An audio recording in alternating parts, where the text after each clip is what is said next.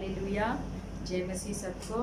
यीशु मसीह के नाम से इस ऑनलाइन आराधना में जो कोई भाग ले रहे हैं, हम आप सबको यीशु मसीह के महत्वपूर्ण नाम से हम आपको स्वागत करते हैं और हम ये उम्मीद रखते हैं कि आप जहाँ कहीं हमारे आराधना में भाग ले रहे हैं, आप सही सलामत है और आपके विश्वास परमेश्वर यीशु मसीह में और आगे दृढ़ हो रहा है। हालेलुया। तो चलिए थोड़ा देर हम प्रार्थना कर कर स्तुति कर कर हमारा इस आराधना को शुरू करेंगे।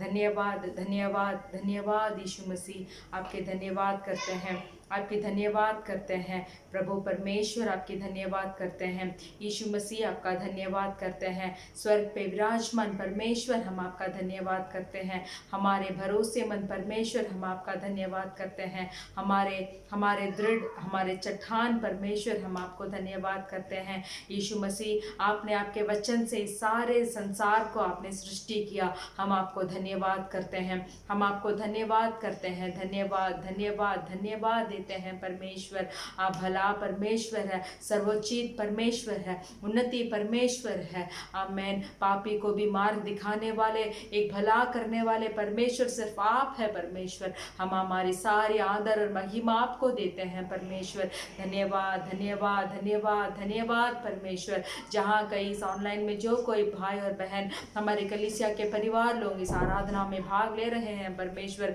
इस आराधना को सुन रहे हैं परमेश्वर, हालेलुया, उनके जीवन में एक बदलाव आने के लिए और आपके विश्वास में और आगे बढ़ने के लिए और अपनी सारे उम्मीदें आपके ऊपर रखने के लिए परमेश्वर, हमें भी मिलकर परमेश्वर आप मदद करें, सहायता करने के लिए मांगते हैं परमेश्वर। आमीन। आपके ऊपर जो कोई भरोसा रखता है वो कभी भी किसी के सामने शर्मिंदा ना होता है परमेश्वर। हालेलुया। धन्यवाद धन्यवाद धन्यवाद धन्यवाद करते हैं हमें प्रेम करने वाले परमेश्वर। Hallelujah hallelujah. हमें प्यार करने वाले परमेश्वर। हालेलुया। संसार के लोग हमें छोड़ दें तो भी परमेश्वर, आपका प्यार और अनुग्रह का, आपका दया सर्व सदा हमारे साथ होते रहता है परमेश्वर। उस दया के लिए, उस कृपा के लिए, उस प्रेम के लिए हम धन्यवाद इस बोलते हैं। धन्यवाद धन्यवाद धन्यवाद करते हैं, धन्यवाद करते हैं परमेश्वर। धन्यवाद। इस आराधना का समय को आपके हाथों में हम समर्पण करते हैं परमेश्वर।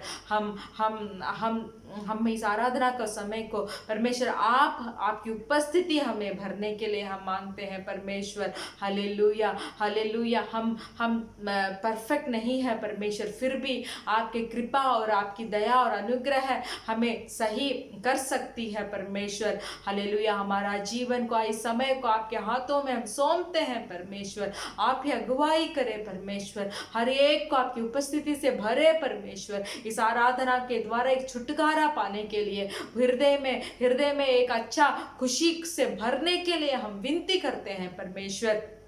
वचन के समय को जो सुनते हैं, वचन के समय को परमेश्वर, आपके वचन को जो सुनकर उसका आज्ञा पालन करें परमेश्वर, आपके आशीषों से भरने के लिए हम विनती करते हैं परमेश्वर।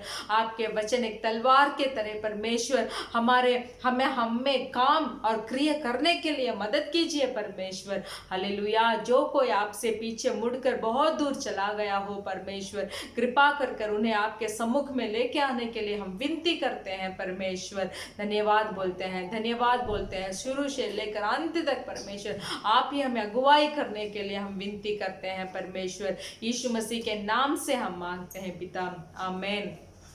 Hallelujah hallelujah. चलिए अभी हमारे आराधना हम शुरू करेंगे। इस शाम के समय में भी जो कोई हम आपसे विनती करते हैं कि आराधना गहरे हृदय से और पूरे मन और पूरे बल से हम परमेश्वर की आराधना करेंगे आज के दिन। और जो छुटकारा के लिए हम उम्मीद रखे हैं परमेश्वर से, वो छुटकारा को हम पा लेंगे और हृदय की जितने भी कष्ट है, परेशानियां हैं, उसको सब इस आराधना के द्वारा हम परमेश्वर से बताकर हम परमेश्वर के सम्मुख में हम रखेंगे। क्योंकि जब हमारे आत्मा परमेश्वर की आत्मा से जुड़ी रहती है, तब ये संसार का कोई कष्ट भी हमें एक बहुत बड़ा कष्ट जैसा हमें नहीं दिखता है।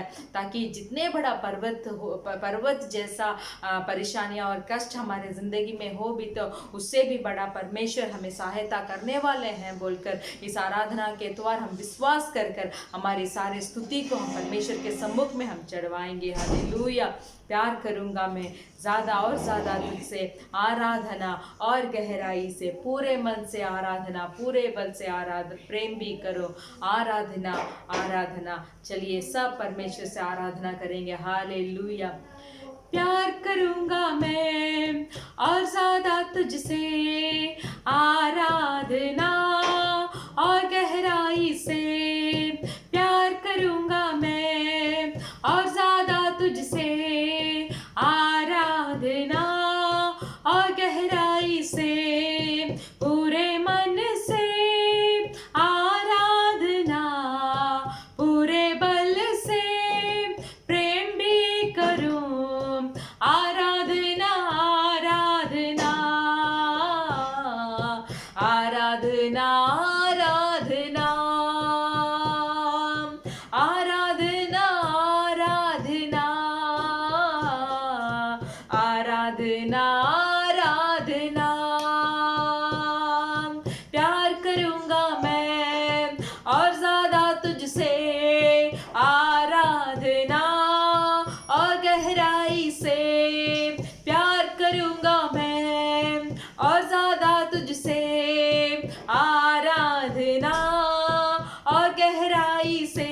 तुझे पूरे मन से आराधना, पूरे बल से प्रेम भी करूं, आराधना आराधना आराधना आराधना आराधना आराधना आराधना आराधना। एबीनेसर हो, एबीनेसर हो, अब तक तू सहारा मेरा। एबीनेसर हो, एबीनेसर हो, अब तक तू सहारा मेरा। अब तक तू सहारा मेरा। तुझे पूरे मन से आराधना, पूरे बल से प्रेम भी करूं, आराधना आराधना आराधना आराधना आराधना आराधना आराधना आराधना। एल रोही, एल रोही, याद किया, धन्यवाद प्रभु। एल रोही, एल रोही, याद किया, धन्यवाद प्रभु। मुझे याद किया, धन्यवाद प्रभु। मुझे याद किया, धन्यवाद प्रभु। तुझे पूरे मन से आराधना, पूरे बल से प्रेम भी करूं, आराधना आराधना आराधना आराधना आराधना आराधना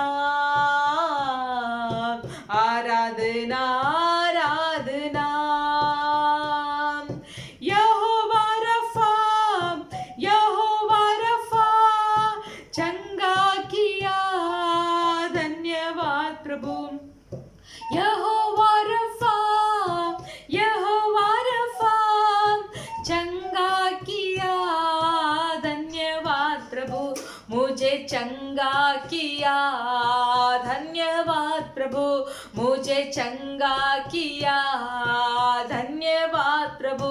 तुझे पूरे मन से आराधना, पूरे बल से प्रेम भी करूं, आराधना आराधना आराधना आराधना आराधना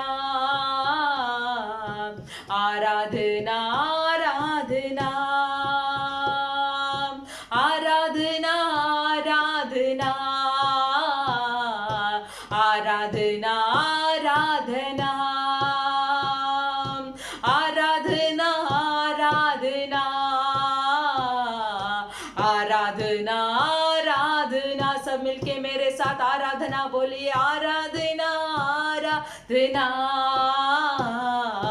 आराधना आराधना।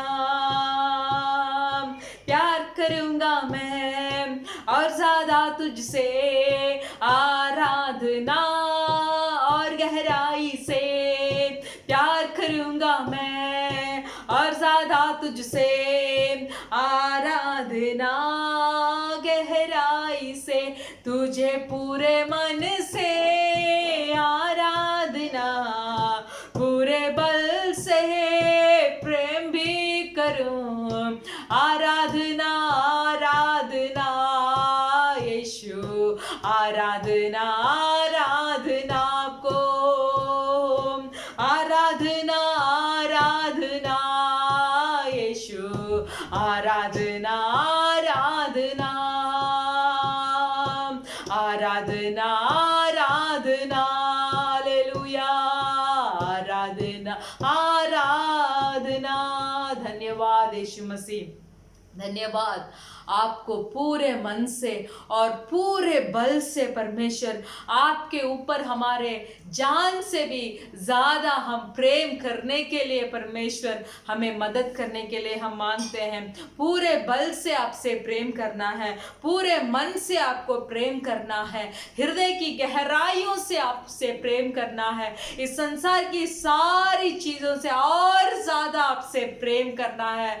परमेश्वर आप से प्रेम कर कर आपके चौखट में ही बैठे रहना है, आपकी आवाज को सुनना है, आपके शिक्षा को पाना है, आपके समझ के अनुसार, हालेलुया, आपके सिद्ध के अनुसार चलने के लिए बल हमें दीजिए परमेश्वर। हालेलुया, धन्यवाद धन्यवाद। आप हमारे लिए बिनेसर है परमेश्वर, हमारे सहारा आप है परमेश्वर, आप हमारे लिए इल्रोही है परमेश्वर, जो अब तक हमें याद कर कर परमेश्वर हमें जीवित रखा है और इस जीवन को हमारे लिए दिया है परमेश्वर। हालेलुया, आप हमारे लिए यहोवा राफा है परमेश्वर। जितना भी रोग है परमेश्वर, आत्मिक रोग हो या शारीरिक रोग है परमेश्वर, उस रोग से हमें चंगाई देने वाले परमेश्वर, हमें छुटकारा देने वाले परमेश्वर, इस संसार में सिर्फ यीशु मसीह आप ही है बोलकर हम बताते हैं परमेश्वर।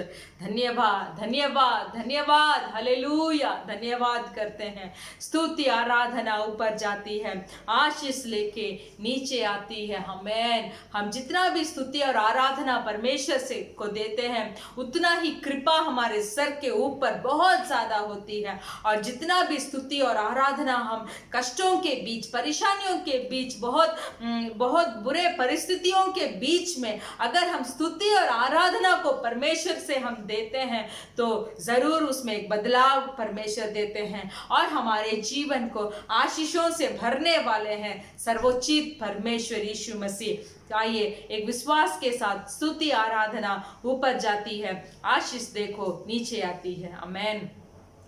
स्तुति आराधना ऊपर जाती है, आशीष लेकर नीचे आती है। स्तुति आराधना ऊपर जाती है, आशीष देकर नीचे आती है। प्रभु हमारा कितना महान, देखो हमसे करता है प्यार। प्रभु हमारा कितना महान, देखो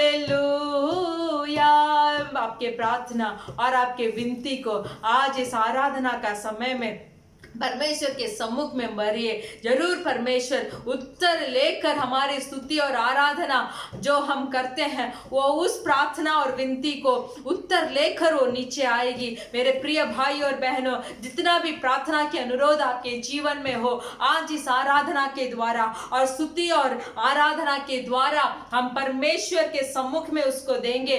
जरूर परमेश्वर आज के दिन, इस आराधना के दिन हमारे सारी प्रार्थना और विनती के उत्तर को परमेश्वर इस आराधना के द्वारा हमें देंगे। फिर से एक बार प्रार्थना विनती ऊपर जाती है, प्रार्थना विनती ऊपर जाती है, उत्तर लेकर नीचे आती है।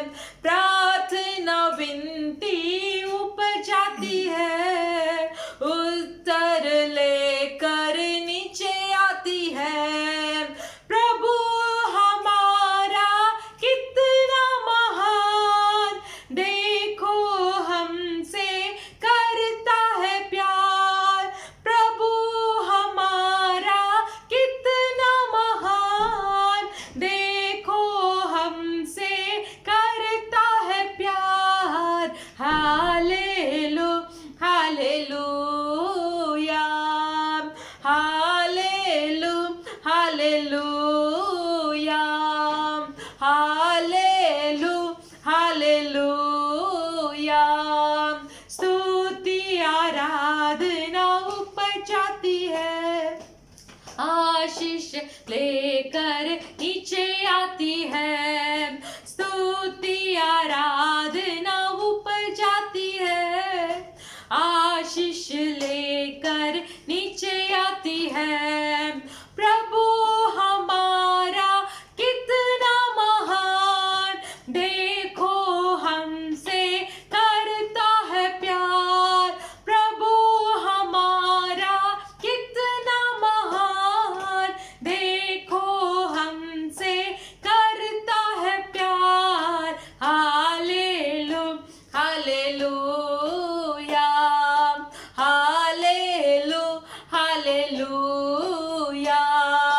हालेलू हालेलूया, हालेलू हालेलूया, हालेलू हालेलूया, हालेलू हालेलूया। धन्यवाद धन्यवाद धन्यवाद धन्यवाद। सब आवाज उठाकर परमेश्वर से आपकी स्तुति और आराधना, स्वर्ग पे विराजमान यीशु मसीह आपकी आराधना। हालेलुया। सेरूब और खेरूब के बीच में हालेलुया वास करने वाले पवित्र परमेश्वर आपकी आराधना। सब मुंह खोलकर अपने अपने जगह पे हालेलुया आवाज उठाकर हमारे पवित्र परमेश्वर की आराधना कीजिए। ओ रिगाला राबा बाबा बाबा रिशांदला रहा रिगदुनु माशिहत्तुना मलरबा। धन्यवाद यीशु मसीह, धन्यवाद यीशु मसीह। हमारे कितना भी बुरा हालत हो, हमारा कितना भी परिस्थिति बिगड़ा हुआ हो, अगर हमारे हालत भी बिगड़ा हुआ हो तो भी उसके बारे में हम चिंता ना कर कर आज आपके सम्मुख में हमारे सारी स्तुति को, हमारी सारी आराधना को हम समर्पण करते हैं। और धन्यवाद। आप स्वीकार करने के लिए विनती करते हैं। हमारी आराधना को इस समय में स्वीकार कीजिए। जहां कोई आपके बेटे या बेटी परमेश्वर आपके नाम को आराधना कर रहा हो परमेश्वर, यीशु मसीह के नाम से हालेलुया हालेलुया आशीष उनके जीवन में भरने के लिए हालेलुया, और उनका जीवन आपके चौखट में स्थिर रहने के लिए, एक अभिषेक से भरने के लिए हालेलुया। इस आराधना के द्वारा हम विनती करते हैं, हम विनती करते हैं। जितना भी भाई और बहन आपसे मुड़कर बहुत दूर गया हो परमेश्वर, इस आराधना के द्वारा हम विनती करते हैं कि वो जल्दी ही आपके चौखट के पास दौड़ आकर परमेश्वर आपको ग्रहण करे। फिर एक बार ग्रहण करने के लिए हम प्रार्थना करते हैं, हम विनती करते हैं। Thank you Lord. धन्यवाद यीशु मसीह। हालेलुया। हमारे यीशु मसीह स्तुति के योग्य है, वो स्तुति के विराजमान परमेश्वर है। ओ रिखा राबाशी हाथ फनाला रबा। धन्यवाद धन्यवाद। स्तुति के योग्य यीशु को आभारी दिल से हम आराधना करेंगे। महिमा के योग्य यीशु मसीह को हम संपूर्ण आत्मा से आज हम आराधना करेंगे। हालेलुया।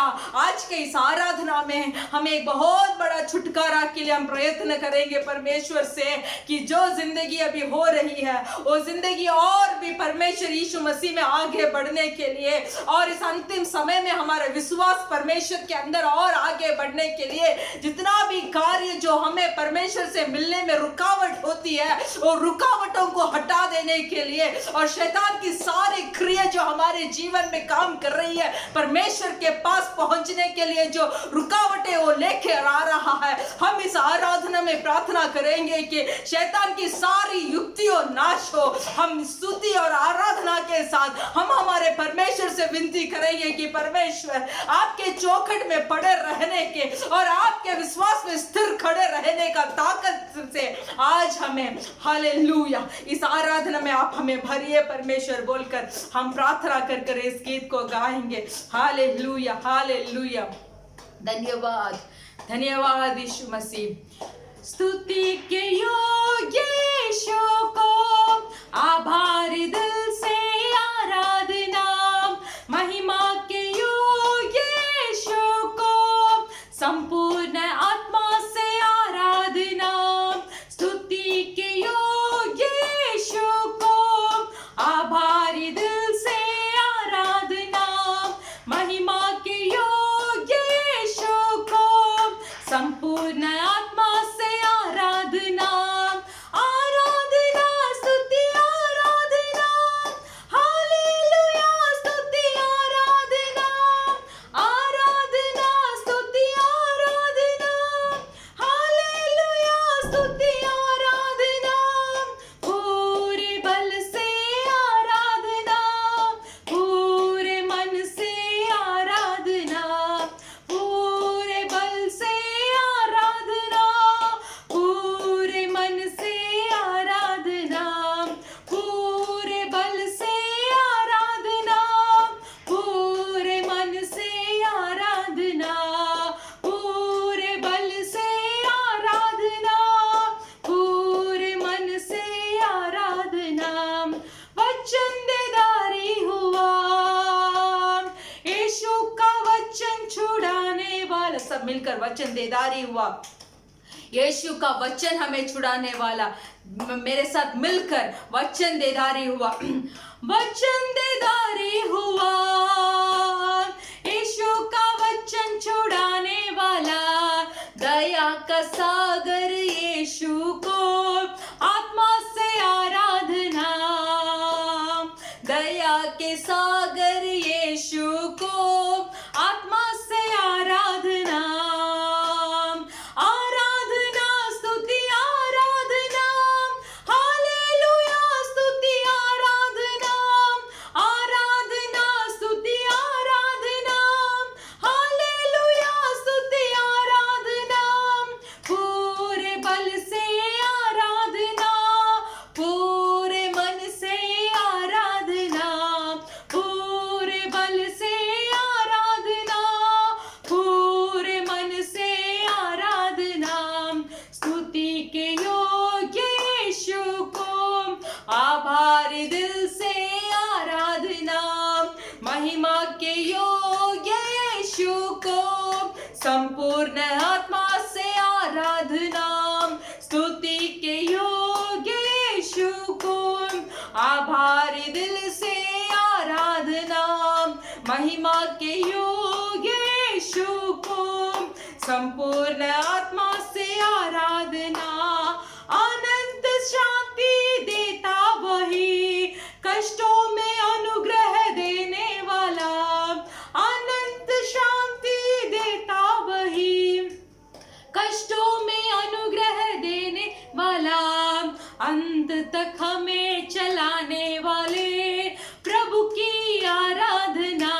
इसलाद अंत तक हमें चलाने वाले प्रभु की आराधना।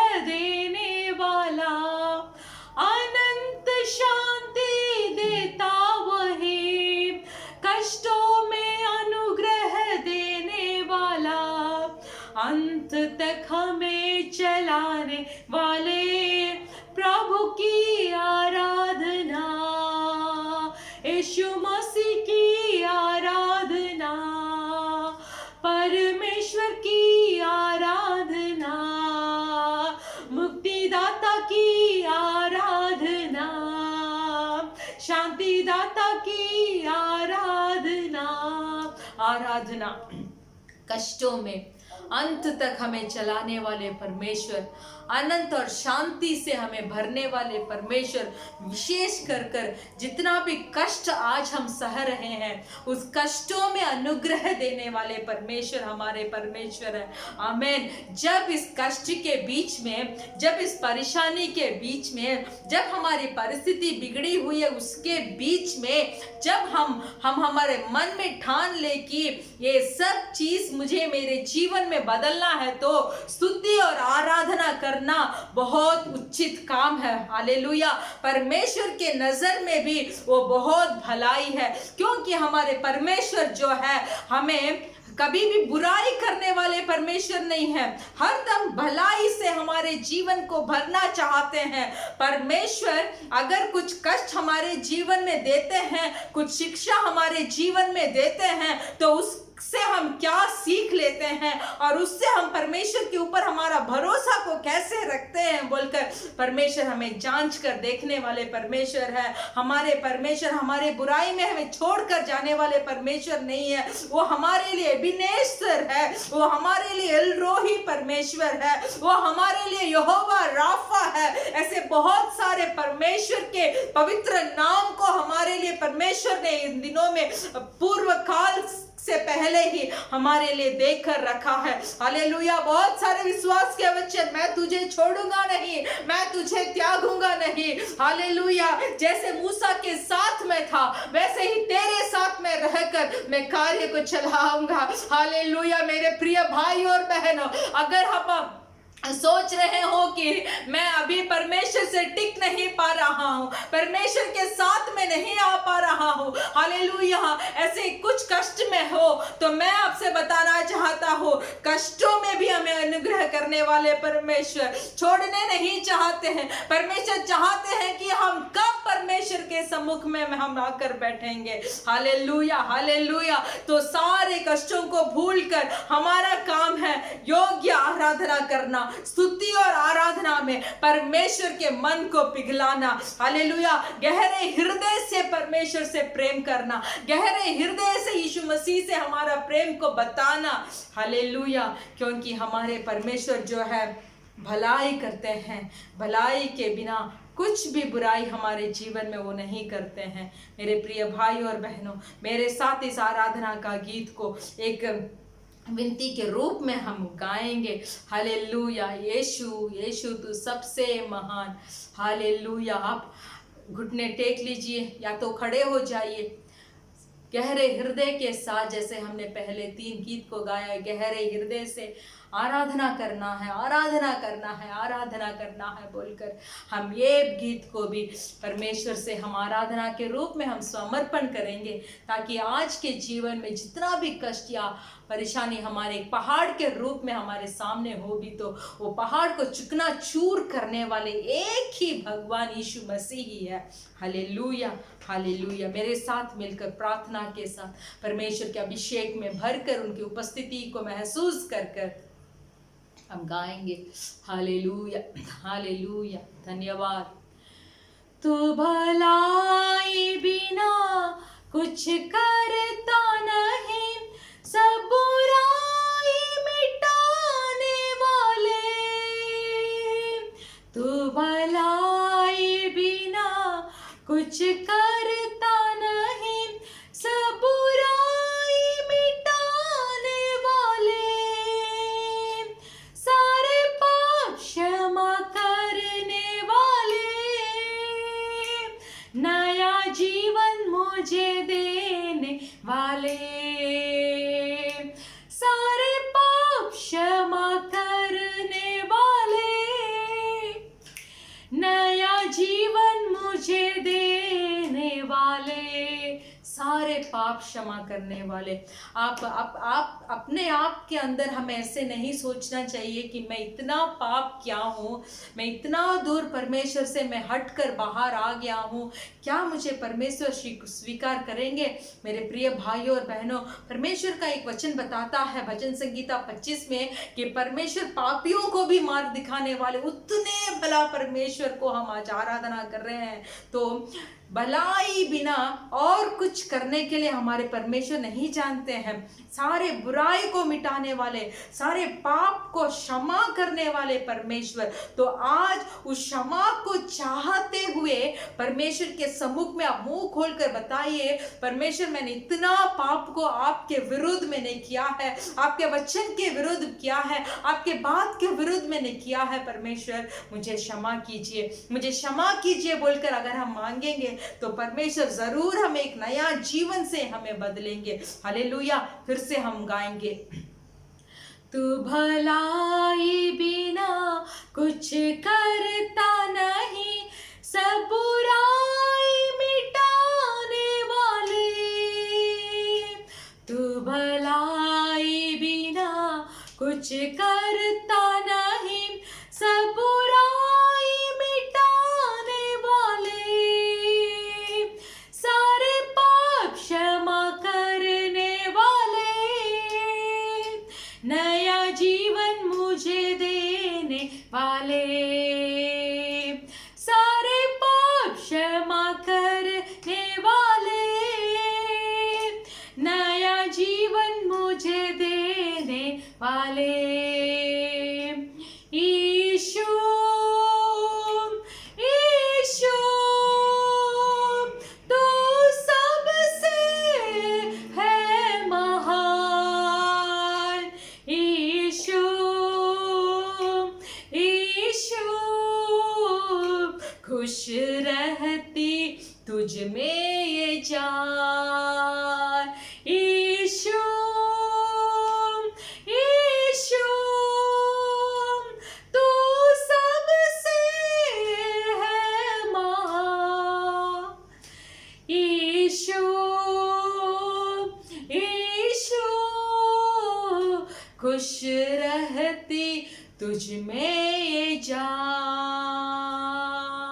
हाँ परमेश्वर, परमेश्वर से बोलिए, परमेश्वर अगर हम आपसे जुदा होते तो हमें सुकून नहीं मिलती। परमेश्वर अगर हम आपसे दूर भागते हैं तो हमें तसल्ली नहीं मिलती है। परमेश्वर हमारे पास अगर सब कुछ है फिर भी जब आपसे हम जुड़े हुए नहीं होते तो वो हमारे लिए बहुत तसल्ली नहीं होती है। परमेश्वर हमारा हृदय भारी से महसूस होता है। जब हम आपके वचन नहीं सुनते तो हमारा हृदय के ऊपर कुछ पत्थर पड़ा हुआ जैसे हम महसूस करते हैं। परमेश्वर अगर हमारे पास कुछ भी नहीं है फिर भी अगर मैं आपसे जुड़ा हुआ होता, मेरा आत्मा अगर आपसे जुड़ा हुआ होता, मेरे हृदय अगर आपसे जुड़ा हुआ होता तो परमेश्वर मुझे कितना आराम मिलती है, मुझे कितना सुकून मिलती है, मुझे कितना शांति मिलती है। बोलिए परमेश्वर से बोलिए, मेरे सारे पाप को क्षमा कर कर परमेश्वर मेरे हृदय को आपसे जुड़ा लीजिए। परमेश्वर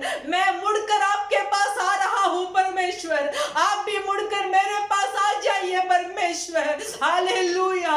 विनती कीजिए बोले यीशु सबसे महान परमेश्वर यीशु मसीह मेरा हृदय को आपसे जुड़ा लीजिए, मेरे आत्मा को आपसे जुड़ा लीजिए, क्योंकि हालेलुया इस जान जो है, ये जीवन जो है, जिंदगी जो है परमेश्वर आप ही में खुशी रहती है, आप ही से खुशी रहती है, आप ही से सुकून मिलती है, आप ही से आनंद मिलता है परमेश्वर, और किसी से नहीं। मुंह खोलकर बताइए, परमेश्वर से बताइए, महसूस कर कर बताइए, एक समझ से बताइए। Hallelujah hallelujah hallelujah hallelujah. धन्य धन्य धन्य परमेश्वर आप ही से खुश रहती है ये जान जब आपसे मिली रहती है। परमेश्वर धन्यवाद, धन्यवाद, धन्यवाद करता हूँ परमेश्वर।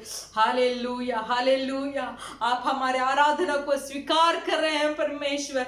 आज के दिन में परमेश्वर, आज के इस शाम के समय में जो कोई आराधना कर गहरे हृदय से, पूरे बल से, पूरे प्रेम से, पूरे मन से जो कोई आपके सम्मुख में आराधना किया हो परमेश्वर, हम आपसे विनती करते हैं कि हालेलुया, उनके जीवन को, उनके सारे परेशानियों को दूर हटाकर, हालेलुया, आप उनके साथ रहकर एक जयवंत जीवन आपके अंदर जीने के लिए, हालेलुया, आप मदद करिए परमेश्वर। हमारा निशाना जो है वो आपके लिए दौड़ना है परमेश्वर। इस दुनिया का लाभ का हमें कोई मोह हमारी जिंदगी में नहीं चाहिए परमेश्वर। सिर्फ आपके लिए जो जीवन हमारे लिए आपने दिया है, वो जीवन को हम भी आपके लिए देने के लिए इस अंतिम दिनों में हम तैयारी रहकर परमेश्वर के विश्वास में आगे बढ़कर, दृढ़ बनकर परमेश्वर आपके लिए जीने के लिए हमें सहायता कीजिए। धन्यवाद यीशु मसीह, आप ही महान सर्वोच्च परमेश्वर है। धन्यवाद करते हैं इस आराधना में जो कोई भाग लिया हो परमेश्वर, आपको उनको आशीष करने के लिए हम विनती करते हैं परमेश्वर। धन्यवाद करते हैं यीशु मसीह के नाम से हम मांगते हैं पिता, आमीन, हालेलुया। हम वैसे ही खड़े हो जाएंगे। खड़े होकर हमारे पवित्र बाइबल में 23वां भजन संगीता पढ़ेंगे। साइंस 23 23वां भजन संगीता पढ़ेंगे। यहोवा हमारा चरवाहा, यहोवा मेरा चरवाहा, दाऊद का भजन संगीता का 23 का भजन संगीता पढ़ेंगे। यहोवा मेरा चरवाहा, यहोवा मेरा चरवाहा है, मुझे कुछ घटी ना होगी। वह मुझे हरी हरी चराइयों में बैठाता है, वह मुझे सुखदाई जल के झरने के पास ले चलता है। वह मेरी जी में जी ले आता है, धर्मी के मार्गों में वह अपने नाम के निमित्त मेरी अगुवाई करता है। चाहे मैं घोर अंधकार से भरी हुई तराई में होकर चलूं, तो भी हानि से ना डरूंगा, क्योंकि तू मेरा साथ रहता है। तेरे सोंटे और तेरे लाठी से मुझे शांति मिलती है। तू मेरे सताने वाले के सामने मेरे लिए मेज बिछाता है। तूने मेरे सिर पर तेल मला है, मेरा कटोरा उमड़ रहा है। निश्चय भलाई और करुणा जीवन भर मेरे साथ साथ बनी रहेगी, और मैं यहोवा के धाम में सर्वदा वास करूंगा। हालेलुया। चाहे मैं घोर अंधकार से भारी हुई तराई में होकर चलूं, तो भी हानि से ना डरूंगा, क्योंकि तू मेरा साथ रहता है। जब यहोवा परमेश्वर हमारे साथ साथ रहते हैं तो कोई भी भारी तराइयों से या घोर अंधकार से हमें डरने की ज़रूरत नहीं है।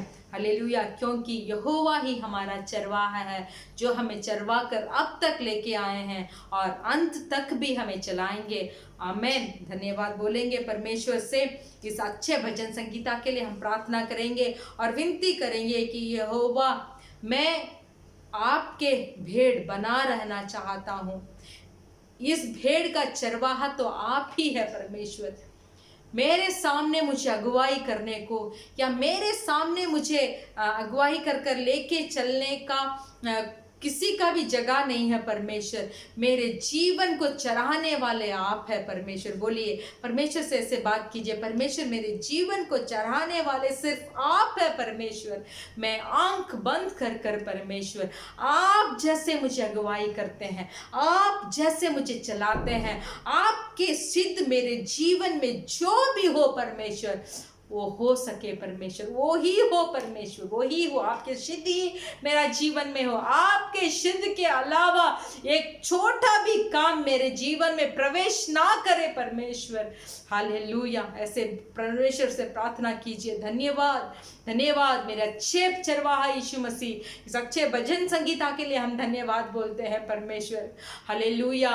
जितने भी घोर अंधकार हो या तराई हो परमेश्वर, हम उससे नहीं डरेंगे, क्योंकि आप ही हमारे चरवाहा यीशु मसीह है, जो हमें छिपाकर उस घटनाओं से बचाकर हमें आपके सम्मुख तक आप हमें लेके चलने वाले परमेश्वर है। हम धन्यवाद बोलते हैं इस अच्छे भजन संगीता के लिए। धन्यवाद बोलते हैं यीशु मसीह के नाम से हम प्रार्थना करते हैं।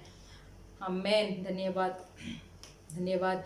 हमारे कलीसिया क्या सूचना ये है कि हमारे कलीसिया की आराधना हर शुक्रवार के दिन शाम को 6 बजे से लेकर 4 बजे से लेकर 6 बजे तक होता है। हम आपसे विनती करते हैं कि इस ऑनलाइन आराधना को आपके दोस्त के पास बताइए कैसे एक आराधना हो रहा है। हमारे कलीसिया खोलने तक आप इस आराधना में भाग ले सकते, ज़रूर लेना है। हम विनती करते हैं, परमेश्वर के वचन सुनिए, परमेश्वर के वचन के अनुसार चलने के लिए हम विनती करते हैं। और इस महामारी के बीच में परमेश्वर ने अब तक हमें सुरक्षा ठहराया है, इसके लिए परमेश्वर से हर पल धन्यवाद बोलते रहिए और प्रार्थना करते रहिए कि जल्दी हमारे कलीसिया खुल जाए और हम परमेश्वर के सम्मुख में हम प्रार्थना और विनती को हम करें, स्तुति और आराधना को परमेश्वर के सम्मुख से हम परमेश्वर को दे। आमेन। तो चलिए आज हम प्रार्थना करेंगे हमारे कलीसिया के हर परिवारों के लिए, और जितनों ने व्हाट्सएप में जो प्रार्थना के लिए आपने विनती की है वो सब चीज़ के लिए आज हम प्रार्थना करेंगे।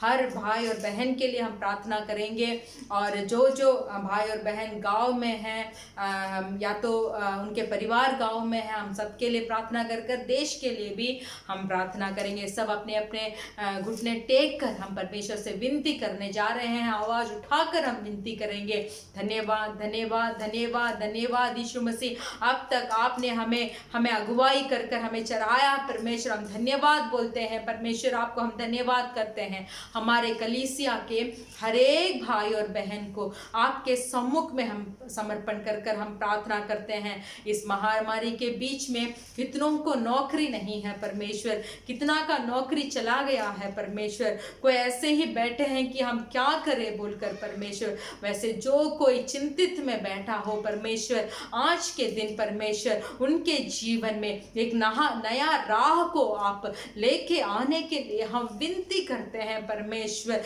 दीन होकर हम विनती करते हैं। हालेलुया।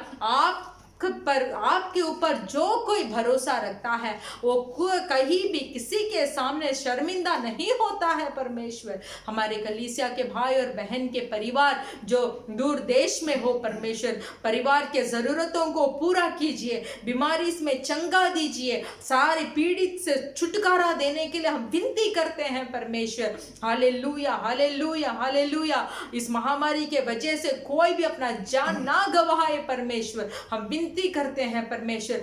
सारे पृथ्वी के संसार के सारे लोग को आपके हाथों में समर्पण करते हैं। यीशु मसीह जिंदा खुदा है बोलकर जानकारी होकर आपको ग्रहण करने के लिए हम प्रार्थना करते हैं। विशेष कर हमारे इंडिया देश, नेपाल देश, बांग्लादेश, पाकिस्तान, श्रीलंका ऐसे देशों में जागृति होने के लिए प्रार्थना करते हैं। शैतान की सारी युक्तियों को सारी युक्तियों को नष्ट होने के लिए हम प्रार्थना करते हैं परमेश्वर। युवक और सारे बालक और युवक आपके लिए उठने के लिए हम प्रार्थना करते हैं। और जितना भी सेवगाईधारी परमेश्वर अपने जान आपके नाम के लिए गवा रहे हो परमेश्वर इन दिनों में, उन सारे शहीद के लिए हम प्रार्थना करते हैं। उनके परिवार को परमेश्वर आपके बाहों में ले लेने के लिए हम प्रार्थना करते हैं। आपके प्रेम से परिवार को भरिए, बच्चे लोगों को भरिए परमेश्वर। और भी इस दुनिया में जितना भी विश्वासी हो परमेश्वर, इन अंतिम दिनों में आपके विश्वास में हमें दृढ़ कीजिए।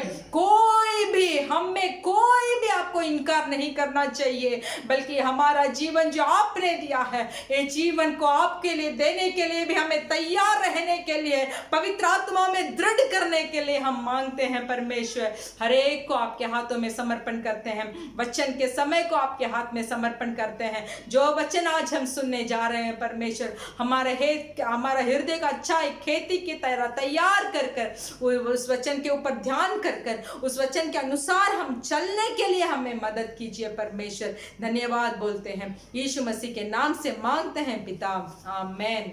हालेलुया। अभी भी हमारे वचन की ओर हम ध्यान करेंगे। ஹல்லேலூயா, हालेलुया। கர்த்தருடைய நாமம் மகிமைப்படுவதாக। परमेश्वर के नाम महिमा हो। இந்த நாளிலும் உங்கள் ஒவ்வொருவரையும் நாங்கள் இயேசு கிறிஸ்து நாமத்தாலே வாழ்த்தி ஆசீர்வதிக்கிறோம். आज के दिन में भी यीशु मसीह के नाम से हम आपको स्वागत करते हैं. ஆண்டவருடைய கிருபையினால இந்த தேசத்தில் அந்த கொள்ளை நோயெல்லாம் மாற்றி போட்டுக் கொண்டிருக்கிறார். परमेश्वर के कृपा से इस देश में इस महामारियों को परमेश्वर बदल रहे हैं. சபைகள்லாம் திறக்க ஆரம்பித்து விட்டார்கள். सारी कलीसिया खुलना शुरू हो गई है.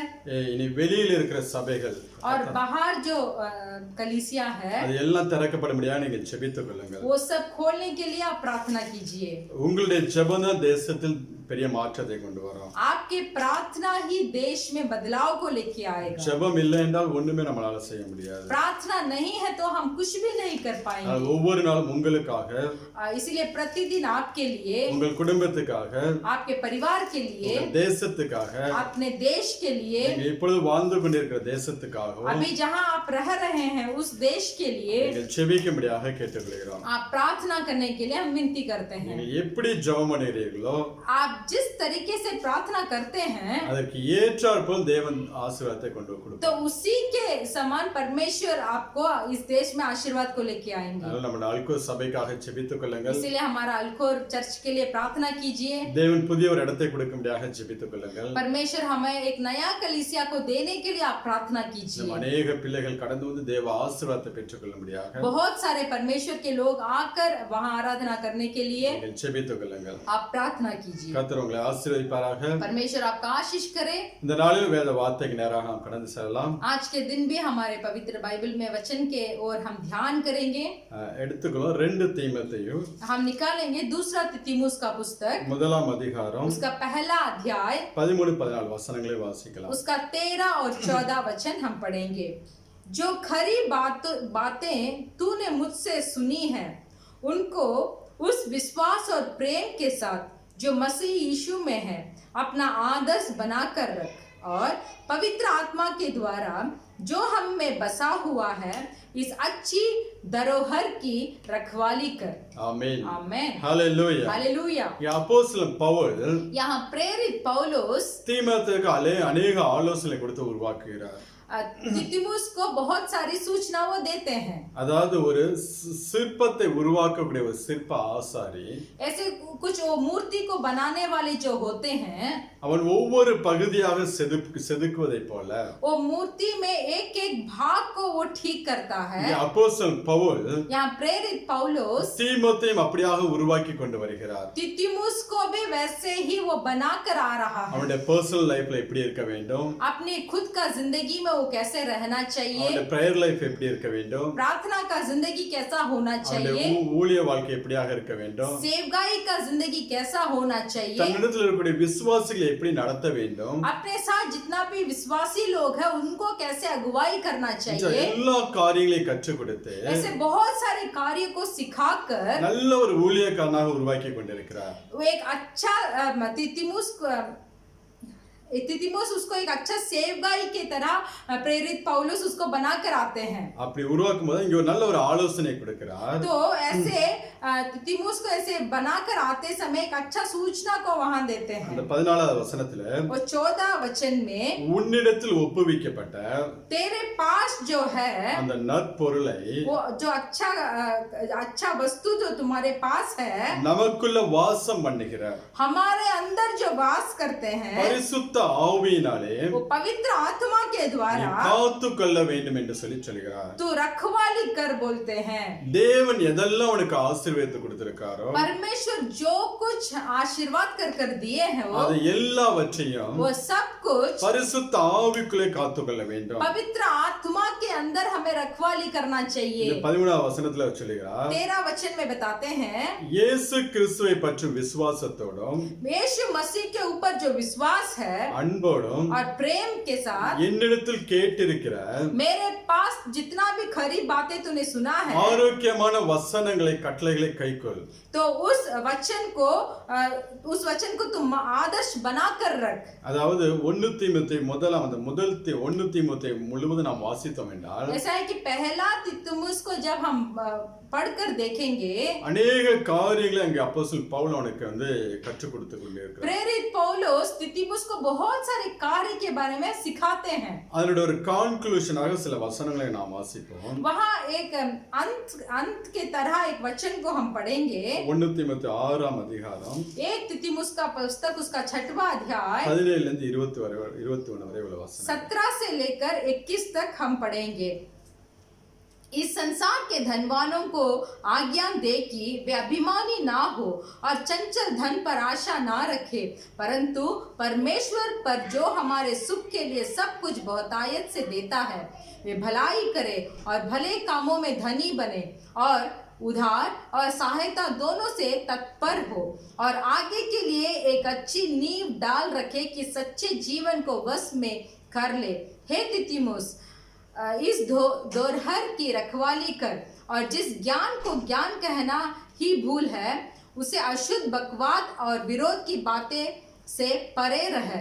कितने इस ज्ञान का अंगीकार करके विश्वास से भटक गए हैं, तुम पर अनुग्रह होता रहे। ஹல்லேலூயா हालेलुया। இங்கே அப்போஸ்தலன் பவுல் சொல்கிறார் यहाँ प्रेरित पौलुस बताते हैं நிலையற்ற ஐஸ்வரியத்து மேல் நீ நம்பிக்கை வைக்காதே इस संसार के धनवानों को आज्ञा दे कि वे अभिमानी ना हो और चंचल धन पर आशा ना रख। உன் நம்பிக்கை எப்பொழுது தேவன் மேலேயே இருக்க வேண்டும் तेरा भरोसा जो हो हरदम परमेश्वर के ऊपर ही हो। இருமாப்பான சிந்தனை உள்ளவனாக இருக்கக்கூடாது அதுக்கு மேல दो तरीके के समझ में मत रहो। இன்னும் 18வது வசனத்திலே और 18 वचन में நன்மை செய்வதும் भलाई कर நற்கிரியைகளில் ஐஸ்வரியவான்களாய் இருக்க வேண்டும் और भले कामों में धनी रहे தாராளமாய் கொடுக்கிறவர்களும் और उधार और सहायता देने में உதாரண குணமுள்ளவர்களாகவும் और आदर करने में நீ இருக்க வேண்டும் என்று சொல்லி तू रहना है இந்த बोलकर காரியங்கள் எல்லாம் அங்கே தீமோத்தேயுவுக்கு கற்றுக் கொடுக்கிறார் तो ये सब के बारे में प्रेरित पौलुस तिमुस को बताते हैं। இந்த கற்றுக் கொடுத்த நற்பொருட்களை தான் जो अच्छे बातों को प्रेरित पौलुस ने तिमुस को सिखाया, நீ பரிசுத்த ஆவிக்குள்ளே காத்துக்கொள்ள வேண்டும் என்று ये சொல்லி सब अच्छी भली बातें जो उसने सिखाया था इसको सब पवित्र आत्मा के अंदर तू रखवाली कर ले। இங்க நல்ல ஒரு ஆலோசனை கொடுக்கிறார் वो एक अच्छा सूचना देते हैं। நம்மளுடைய வாழ்க்கையில हमारे जीवन में பரிசுத்த ஆவியானவர் पवित्र आत्मा जो है எவ்வளவு முக்கியமானவர் என்று சொல்லி இதெல்லாம் நாம் தியானிக்க போகிறோம் आज के दिन पवित्र आत्मा हमारे जीवन में कितना महत्वपूर्ण है बोलकर हम ध्यान करेंगे। அதாவது தேவன் நமக்கு கொடுத்த ऐसा है कि परमेश्वर हमें जो दिए हैं இந்த உலக பிரகாரமான ஆசீர்வாதமாக இருக்கட்டும் ये संसारिक धन हो அந்த பரலோகத்துக்குரிய ஆசீர்வாதங்கள் या परलोक का आशीर्वाद हो, தேவன் கொடுத்த குடும்பம் परमेश्वर जो हमारे लिए परिवार को दिए हैं, தேவன் கொடுத்த வேலைகள் परमेश्वर जो काम दिए हैं எல்லாவற்றையும் सबको பரிசுத்த ஆவிக்குள்ளே காத்துக்கொள்ள வேண்டும் पवित्र आत्मा में हमें सुरक्षित रख लेना चाहिए। இன்னைக்கு அநேகர் சொல்லக்கூடிய காரியம் आज बहुत जन बताते हैं ரட்சிக்கப்பட்ட புதிதில நான் நன்றாக ஜெபிப்பேன் मैं जब उधार प्राप्त किया था उन दिनों में मैं बहुत अच्छा प्रार्थना करता था। தேவன் அநேக அற்புதங்களை என்னுடைய வாழ்க்கையில செய்தார் परमेश्वर मेरे जिंदगी में बहुत अद्भुत का काम किए இன்னும் தேவனுக்காக எதையும் செய்ய நாங்கள் ஆயத்தம் உள்ளவர்களாக இருந்தோம் और भी परमेश्वर के लिए सब काम करने के लिए मैं तैयार था। ஆனால் இப்பொழுதோ फिर भी अभी ஏதோ ஒரு கிறிஸ்தவ வாழ்க்கை வாழ்ந்து கொண்டிருக்கிறோம் ऐसे कुछ ईसाई का जीवन में जी रहा हूँ। ஒரு சோர்வான ஒரு அனுபவத்துக்குள்ளே வாழ்ந்து கொண்டிருக்கிறோம் बहुत एक थका हुआ जिंदगी में जी रहा हूँ। எல்லாம் ஒரு காலத்துல நான் நல்ல ஆவிக்குரிய வாழ்க்கையில இருந்தேன் सब बोलेंगे मैं आत्मिक जिंदगी में मैं बहुत अच्छा था, ஆனால் இப்பொழுது அப்படி என்னால இருக்க முடியவில்லை फिर भी अभी मैं वैसे नहीं हूँ। அதுக்கு காரணம் என்னவென்றால் उसका कारण क्या है? தேவன் கொடுத்த அந்த ஆசீர்வாதத்தை परमेश्वर जो आशीर्वाद हमें दिए हैं பரிசுத்த ஆவினாலே காத்துக்கொள்ளாதனால पवित्र आत्मा से उसे हमने संभाला नहीं है। இல்ல பரிசுத்த ஆவியின் மேல் நமக்கு வாஞ்சை இல்லாமல் போனதுனால पवित्र आत्मा के ऊपर हमें बहुत आशा नहीं था, நம்மளால அதை காத்துக்கொள்ள முடியவில்லை इसीलिए हमें उसको हम संभाल नहीं सके थे। அப்போஸ்தலன் பவுல் சொல்லுவார் प्रेरित पौलुस बोल रहे हैं நல்ல போராட்டத்தை போராடினேன் अच्छा से मैंने दौड़ को दौड़ा, ஓட்டத்தை முடித்தேன் मैंने उस दौड़ को खत्म भी किया, விசுவாசத்தை காத்துக்கொண்டேன் विश्वास को मैंने सुरक्षित रखा, நீதியின் கிரீடம் எனக்காக வைக்கப்பட்டிருக்கிறது इसलिए धर्म का मुकुट मेरे लिए रखा हुआ है। அவன் அங்க சொல்லுகிறான் वो वहाँ बोलते हैं நல்ல போராட்டத்தை போராடினேன் ஓடினேன், मैं अच्छा लड़ा, कुश्ती को मैंने लड़ा। ஓட்டத்தை முடித்தேன் என்று சொல்லி சொல்லுகிறார். वो बोलते हैं मैंने कुश्ती को लड़ा और दौड़ को खत्म किया। ஆவிக்குரிய ஓட்டத்தை ஜெயத்தோட நான் முடித்தேன் என்று சொல்லி சொல்லுகிறார். इस आत्मिक दौड़ को मैं जयवंत के साथ मैंने खत्म किया। இன்னைக்கு ஆண்டவராய் இயேசு கிறிஸ்து என்னை சந்தித்து आज परमेश्वर यीशु मसीह मुझसे मिलकर என்னை ரட்சிப்புக்குள் நடத்தினாரோ, जब मुझे उद्धार में वो अगुवाई किए, அன்னைக்கு தேவன் எனக்கு கொடுத்த ஊழியத்தையும் उस दिन परमेश्वर जो सेवकाई मेरे को दिए थे, தேவன் எனக்கு கொடுத்த வரங்களையும் परमेश्वर जितना भी वरदान को मुझे दिए थे, பரிசுத்த ஆவிக்குள்ளே காத்துக்கொண்டு मैं पवित्र आत्मा के अंदर उसको संभाला था। ஓட்டத்தை ஜெயத்தோட நான் முடித்தேன் என்று சொல்லி சொல்லுகிறார். तो ऐसे बोलते हैं कि इसीलिए उस दौड़ को मैंने जयवंत के साथ समाप्त किया। இன்னைக்கு நம்மளால அப்படி சொல்ல முடியுமா? क्या आज हम ऐसे बोल सकते हैं? ஜெயத்தோட நான் ஓடி முடிப்பேன் என்று சொல்லி क्या हम बोल सकते हैं कि मैं जयवंत के साथ इस दौड़ को खत्म करूंगा?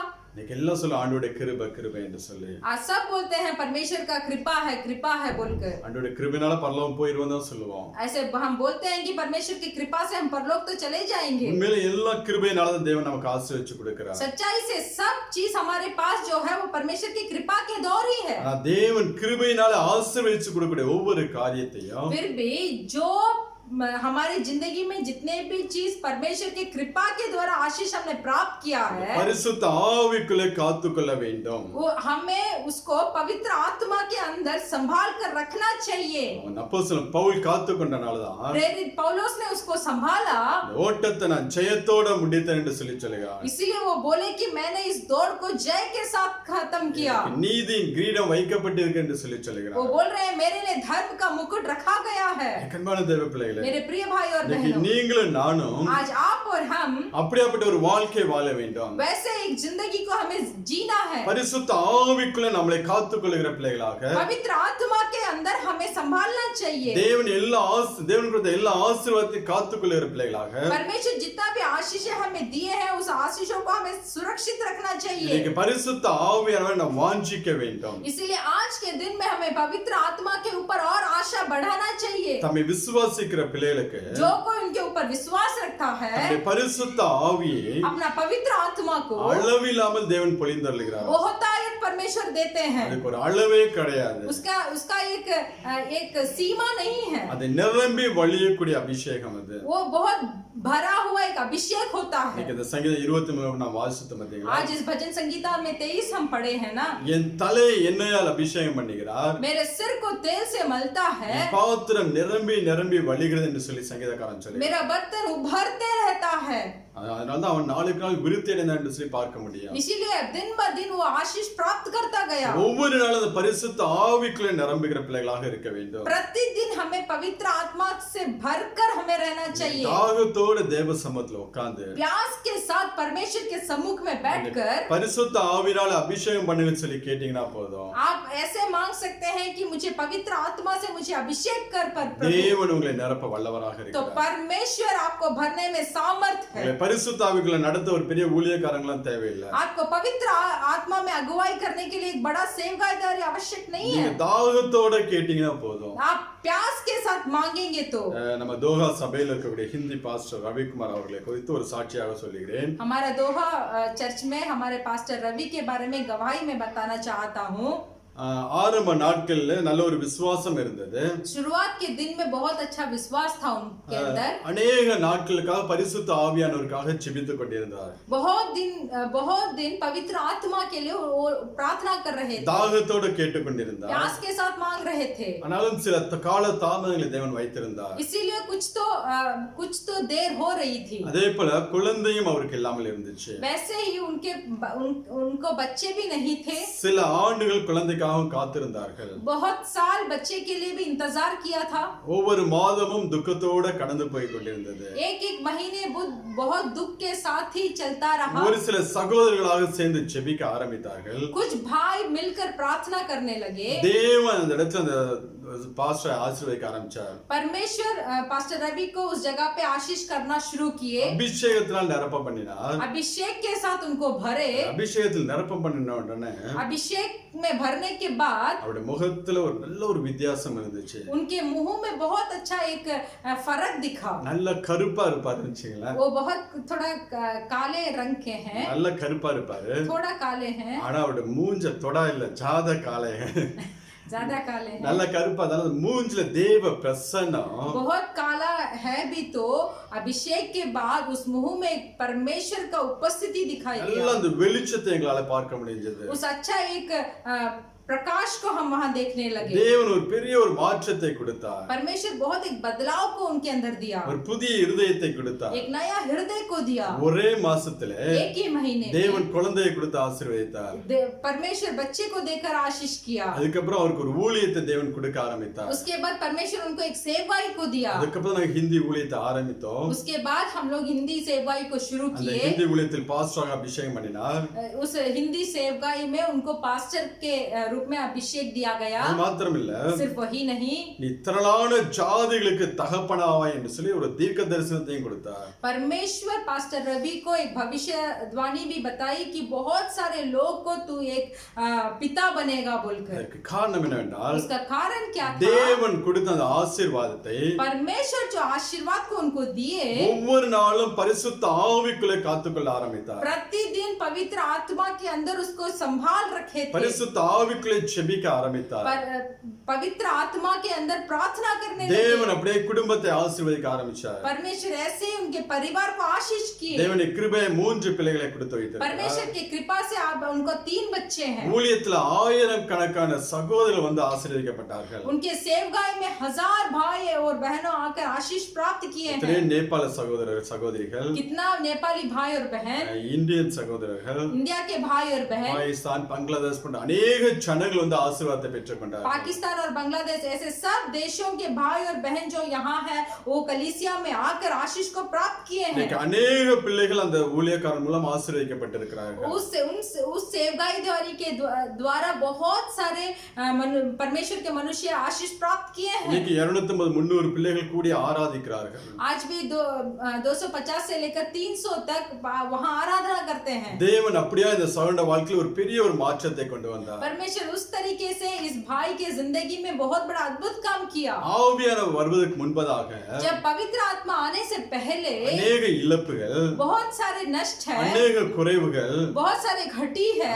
ஆவியானவர் வந்ததுக்கு அப்புறம் फिर भी जब पवित्र आत्मा आती है எல்லா காரியத்திலும் நிறைவாய் தேவன் நடத்த तो ஆரம்பித்தார்। सारे कामों में परमेश्वर परिपूर्णता से अगुवाई करते நல்ல हैं। வல்லமையான ஒரு ஊழியத்தை செய்து கொண்டிருக்கிறார்। आज बहुत बड़ा सेवकाई कर रहे हैं। அதே போலதான் தேவன் உங்களை இன்னைக்கு எடுத்து பயன்படுத்த விரும்புகிறார்। वैसे ही परमेश्वर आज आपको भी वैसे उपस्थित उपयोग करना चाहते हैं। எந்தெந்த பகுதியில் நீங்கள் வந்து வனாந்தர வாழ்க்கையில் இருந்து கொண்டிருக்கிறீர்களோ जो जो आपके जीवन के भाग में आप एक जंगल के जिंदगी जी रहे हैं, எல்லாம் மாற்றும்படியாக उसको सब बदलने के लिए பரிசுத்த ஆவியானவர் நீங்கள் வாஞ்சித்து கேட்டுக்கொள்ள வேண்டும்। तो पवित्र आत्मा के ऊपर आशा रखकर प्यास के साथ पूछिए। அந்த ஆவியானவர் குறித்து ஆண்டவரே இயேசு கிறிஸ்து சொல்லும்போது इसीलिए पवित्र आत्मा के बारे में परमेश्वर यीशु मसीह ऐसे बताते हैं। வாசிக்கலாம் யோவான் எழுதின சுவிசேஷம் 16ஆம் அதிகாரம் हम पढ़ेंगे यूहन्ना का पुस्तक उसका 16 अध्याय 7வது வசனத்திலிருந்து 7 13 उसका 7वां वचन से लेकर 13 वचन तक पढ़ेंगे। फर्स्ट 7 वासी। तो भी मैं तुमसे सच कहता हूं कि मेरा जान तुम्हारे लिए अच्छा है, क्योंकि यदि मैं ना जाऊं तो यह सहायक तुम्हारे पास ना आएगा, परंतु यदि मैं जाऊंगा तो उसे तुम्हारे पास भेजूंगा। இங்கே ஆண்டவர் இயேசு கிறிஸ்து சொல்கிறார், यहाँ परमेश्वर यीशु मसीह बताते हैं, நான் போகிறது உங்களுக்கு பிரயோஜனமாய் இருக்கும் என்று சொல்லி मेरा जाना तुम्हारे लिए अच्छा है। அதாவது ஆண்டவர் இயேசு கிறிஸ்து यहाँ ऐसा है कि परमेश्वर यीशु मसीह தான் தேவனுடைய குமாரன் என்பதை அப்போஸ்தலருக்கு வெளிப்படுத்தி இருந்தார்। वो ऐसे मैं परमेश्वर का पुत्र हूँ बोलकर प्रेरितों को प्रकट किया था। அப்போஸ்தலர்களும் प्रेरितों भी சகலமும் ஆண்டவர் இயேசு கிறிஸ்து மூலமா தான் உண்டாக்கப்பட்டது என்று அறிந்திருந்தார்கள்। प्रेरितों भी ऐसे मालूम किया था जो कुछ सृष्टि किया है वो परमेश्वर यीशु मसीह के द्वारा ही हुआ है। தேவனுடைய குமாரன் என்பதை அறிந்திருந்தார்கள்। परमेश्वर का पुत्र है बोलकर प्रेरितों को जानकारी था। இவ்வளவு காரியங்கள் அவர்கள் அறிந்திருந்தார்கள்। ये सब उनके बारे में मालूम किया थे। ஆண்டவர் சொல்றார், நான் போறது உங்களுக்கு பிரயோஜனமா இருக்கும்। तो परमेश्वर यीशु मसीह बताते हैं, मेरा जाना तुम्हारे लिए अच्छा है। அப்பதான் தேற்றரவாளன் பரிசுத்த ஆவி உங்களிடத்தில் வருவார்। तभी सहायता करने वाले पवित्र आत्मा आपके पास आएंगे। அவர் வந்து உங்களை சகல சத்தியத்துக்குள்ளே நடத்த ஆரம்பிப்பார். जब वो आएंगे तो आपको सारे अच्छे काम के बारे में बताएंगे। ஒவ்வொரு நாளும் உங்களை வழி நடத்த ஆரம்பிப்பார் என்று சொல்லி சொன்னார். हर एक दिन आपका अगुवाई करेंगे। நீங்க வாசிங்க 8வது வசனத்துல आप पढ़ सकते हैं 8वां वचन, वह आकर संसार को पाप और धार्मिकता और न्याय के विषय में निरुत्तर करेगा। पापों के विषय में इसीलिए कि वे मुझ पर विश्वास नहीं करते, और धार्मिकता के विषय में इसीलिए कि मैं पिता के पास जाता हूँ और तुम मुझे फिर ना देखोगे। न्याय के विषय में इसीलिए कि संसार का सरासर दोषी ठहराया गया है। 13வது வசனம். मुझे तुमसे और भी बहुत ही बातें कहनी है, परंतु अभी तुम उन्हें सह नहीं सकते। परंतु जब वह अर्थात सत्य का आत्मा आएगा तो तुम्हें सब सत्य का मार्ग बताएगा, क्योंकि वह अपनी ओर से ना कहेगा, परंतु जो कुछ सुनेगा वही कहेगा और आने वाली बातें तुम्हें बताएगा। சத்திய ஆவி அவர் உங்களுக்குள்ள வரும்போது जब पवित्र आत्मा आपके अंदर आएगा, சகல சத்தியத்துக்குள்ள உங்களை நடத்த ஆரம்பிப்பார். सारे सत्य का मार्ग आपको बताएगा। தம்முடைய சுயமாய் பேசாமல் वो खुद नहीं बोलेंगे, தாம் கேள்விப்பட்ட யாவையும் சொல்லி जो कुछ वो सुनते हैं வரப்போகிற காரியங்களை உங்களுக்கு தெரிவிப்பார் என்று சொல்லி आने वाले बातें भी आपसे बताएंगे। உங்களுடைய வாழ்க்கையில என்னென்ன நடக்க போகிறது, आपके जीवन में क्या संभव होने இந்த वाला உலகத்துல है, என்னென்ன நடக்க इस போகிறது, संसार में क्या संभव होने உன் वाला है, பிள்ளைகளோட வாழ்க்கையில என்ன நடக்க போகிறது என்று சொல்லி आपके बच्चे के जीवन में क्या संभव होगा, வரப்போகிற எல்லா காரியங்களும் உனக்கு அறிவிப்பார் என்று சொல்லி சொன்னார். आने वाले सब बात को आपसे बताएंगे। அதனால நம்ம ஜெபிக்கும் போது इसलिए हम प्रार्थना करते समय பரிசுத்த ஆவியின் ஒத்தாசையோடு ஜெபிக்கிற பிள்ளைகளாக இருக்க வேண்டும். पवित्र आत्मा के सामर्थ्य से या तो उनके साथ मिलकर हमें प्रार्थना करने चाहिए। பிரேயர் பண்ண உட்கார்ந்த உடனே जब प्रार्थना करने के लिए बैठते हैं, பரிசுத்த ஆவியானவர் நம்மை நடத்த ஒப்பு கொடுக்க வேண்டும். पवित्र आत्मा हमें अगुवाई करने के लिए हमें समर्पण करना चाहिए। நல்லா துதித்து 2-3 பாடல்களை பாடும்போது अच्छा स्तुति कर 2-3 गीत गाने के बाद பரிசுத்த ஆவியானவர் நம்மை டேக் ஓவர் பண்ண வேண்டும். पवित्र आत्मा जो है हमें अपने बाहों में लेना चाहिए। அது வரைக்கும் நாம் காத்திருக்க வேண்டும்.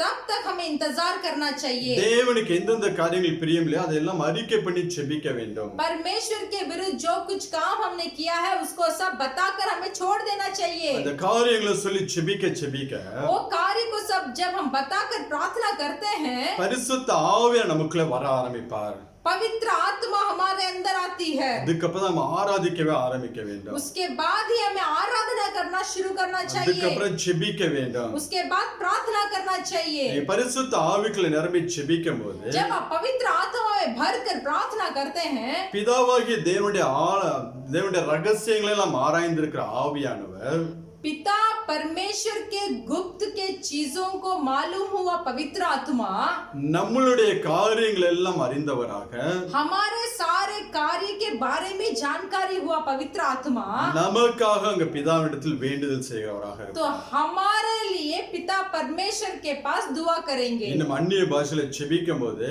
और भी जब हम अन्य भाषाओं में प्रार्थना करते हैं, நம்முடைய காரியங்கள் எல்லாம் தேவ சமூகத்தில் நமக்காக ஜெபிக்கிறவராக இருப்பார். हमारे कार्य सबको परमेश्वर पिता परमेश्वर के सम्मुख में पवित्र आत्मा प्रार्थना करेंगे। அவருடைய சித்தம் எல்லாம் நம்முடைய வாழ்க்கையில நிறைவேறக்கூடியதாக இருக்கும். तो परमेश्वर के सिद्ध हमारे जीवन में पूरा होगा। அதுதான் அப்போஸ்தலன் பவுல் தீமோத்தேயுக்கு சொல்லுகிறார், इसीलिए प्रेरित पौलुस तीमुस को बताते हैं, உனக்கு ஒப்புவிக்கப்பட்டதை जो तुझे सौंपा गया நீ है பரிசுத்த ஆவிக்குள்ளே காத்துக்கொள்ள வேண்டும் என்று சொல்லி पवित्र आत्मा के अंदर उसको सुरक्षित रख। பரிசுத்த ஆவிக்குள்ளே நிரம்பி நீ ஜெபிக்க வேண்டும் என்று சொல்லி சொல்லுகிறார். पवित्र आत्मा में भरकर तुझे प्रार्थना करना है बोलकर सिखाते हैं। ஒரே ஆவியானவர் தான் एक ही पवित्र आत्मा அவர் நமக்குள்ள வரும்போது जब वो हमारे अंदर आएंगे அவருக்குள்ள இருக்கக்கூடிய எல்லா ஆசீர்வாதங்களும் நமக்குள்ளே கடந்து வருகிறது. तो पवित्र आत्मा में जितना भी आशीर्वाद है वो सब हमारे अंदर आता है। ஒரு மனுஷன் பரிசுத்த ஆவிக்குள் அபிஷேகம் பண்ணப்படும் போது एक मनुष्य जब पवित्र आत्मा में अभिषेक प्राप्त करता है, அவன் எந்த அளவுக்கு விட்டு கொடுக்கறானோ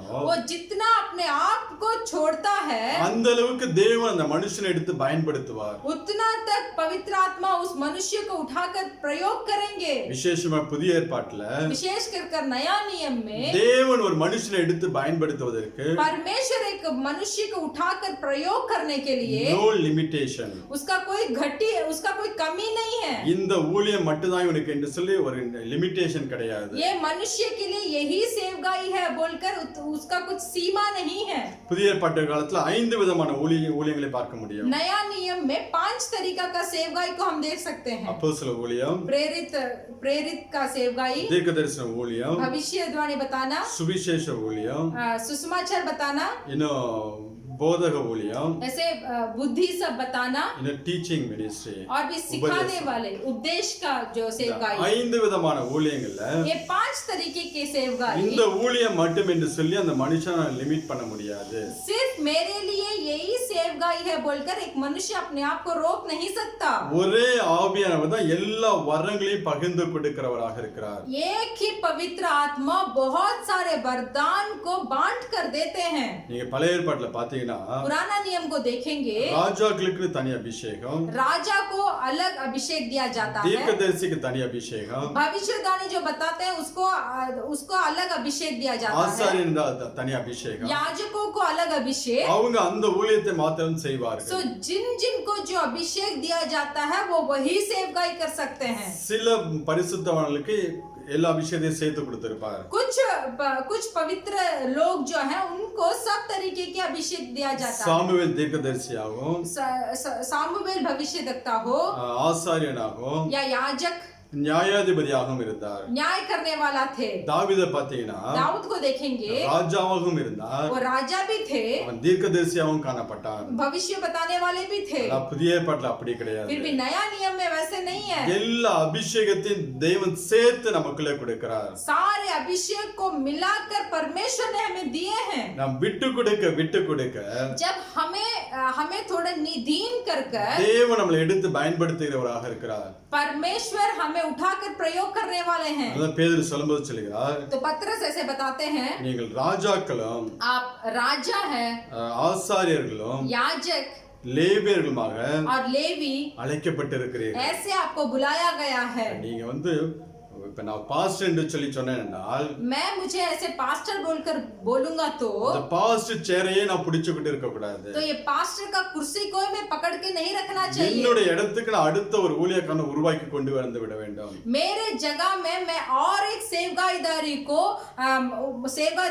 को तैयारी कर मुझे मेरे जगह में बैठाना है। அப்பதான் என்னை தேவன் அடுத்த லெவலுக்கு கொண்டு போவார். इससे तभी परमेश्वर मुझे और एक जगह में प्रयोग करेंगे। நம்ம ஒரே ஊழியத்துல தேங்கி விடக்கூடாது. हमें एक ही सेवगाई में ऐसे बैठना नहीं है। இன்னைக்கு உலகம் முழுவதும் பெரிய பெரிய ஊழியக்காரட வாழ்க்கையை கேட்டீங்கன்னா आज इस पूरे संसार में बहुत बड़े-बड़े सेवगाईदारी है, उनके जीवन के बारे में अगर आप सुनेंगे, சாதாரணமான ஒரு ஊழியத்தை தான் ஆரம்பித்திருப்பார்கள். बहुत साधारण से एक सेवगाई को शुरुआत किए होंगे। தெருவுல ட்ராக்ஸ் கொடுத்திருப்பார்கள். ऐसे जाकर परमेश्वर का पत्र जो है उसको सारे गली में दिए होंगे। 5 வருடம் 10 வருடம் தெரு பிரசங்கங்கள் செய்திருப்பார்கள். 5 या 10 वर्ष गली में परमेश्वर की सुसमाचार बताए होंगे। அதுக்கப்புறம் தான் தேவன் அவங்களை ஒவ்வொரு ஊழியத்தில் எடுத்து பயன்படுத்தி ஒரு அப்போஸ்தல லெவல்ல கொண்டு வந்து நிறுத்துவார்.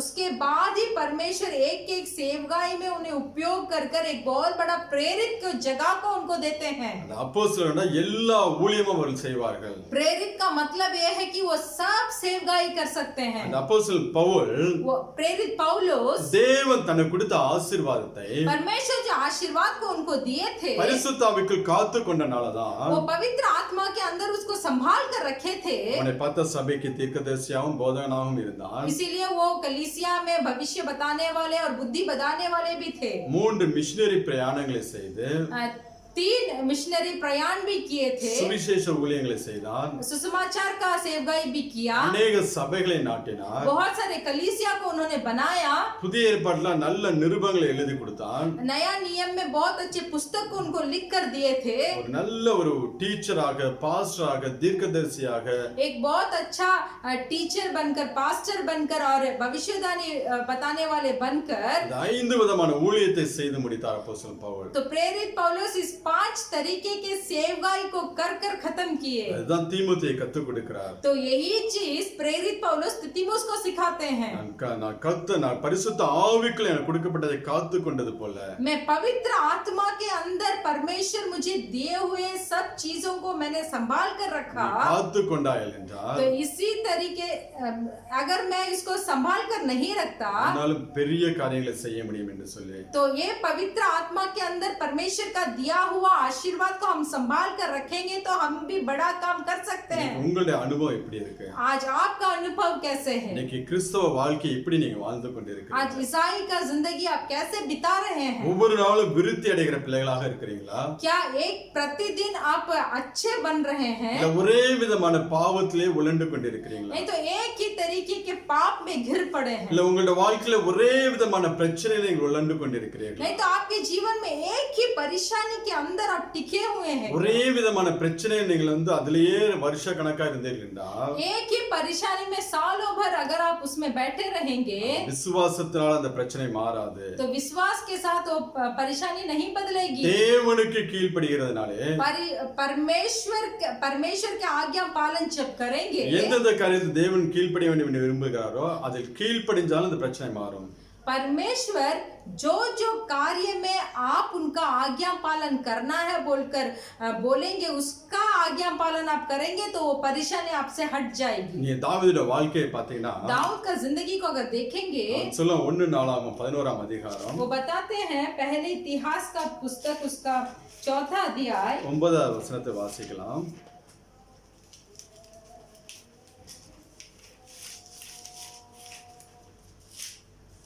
पहला इतिहास का पुस्तक उसका 4था अध्याय उसका 9वां वचन, 11:9 11वां अध्याय उसका पहला वचन पढ़ेंगे।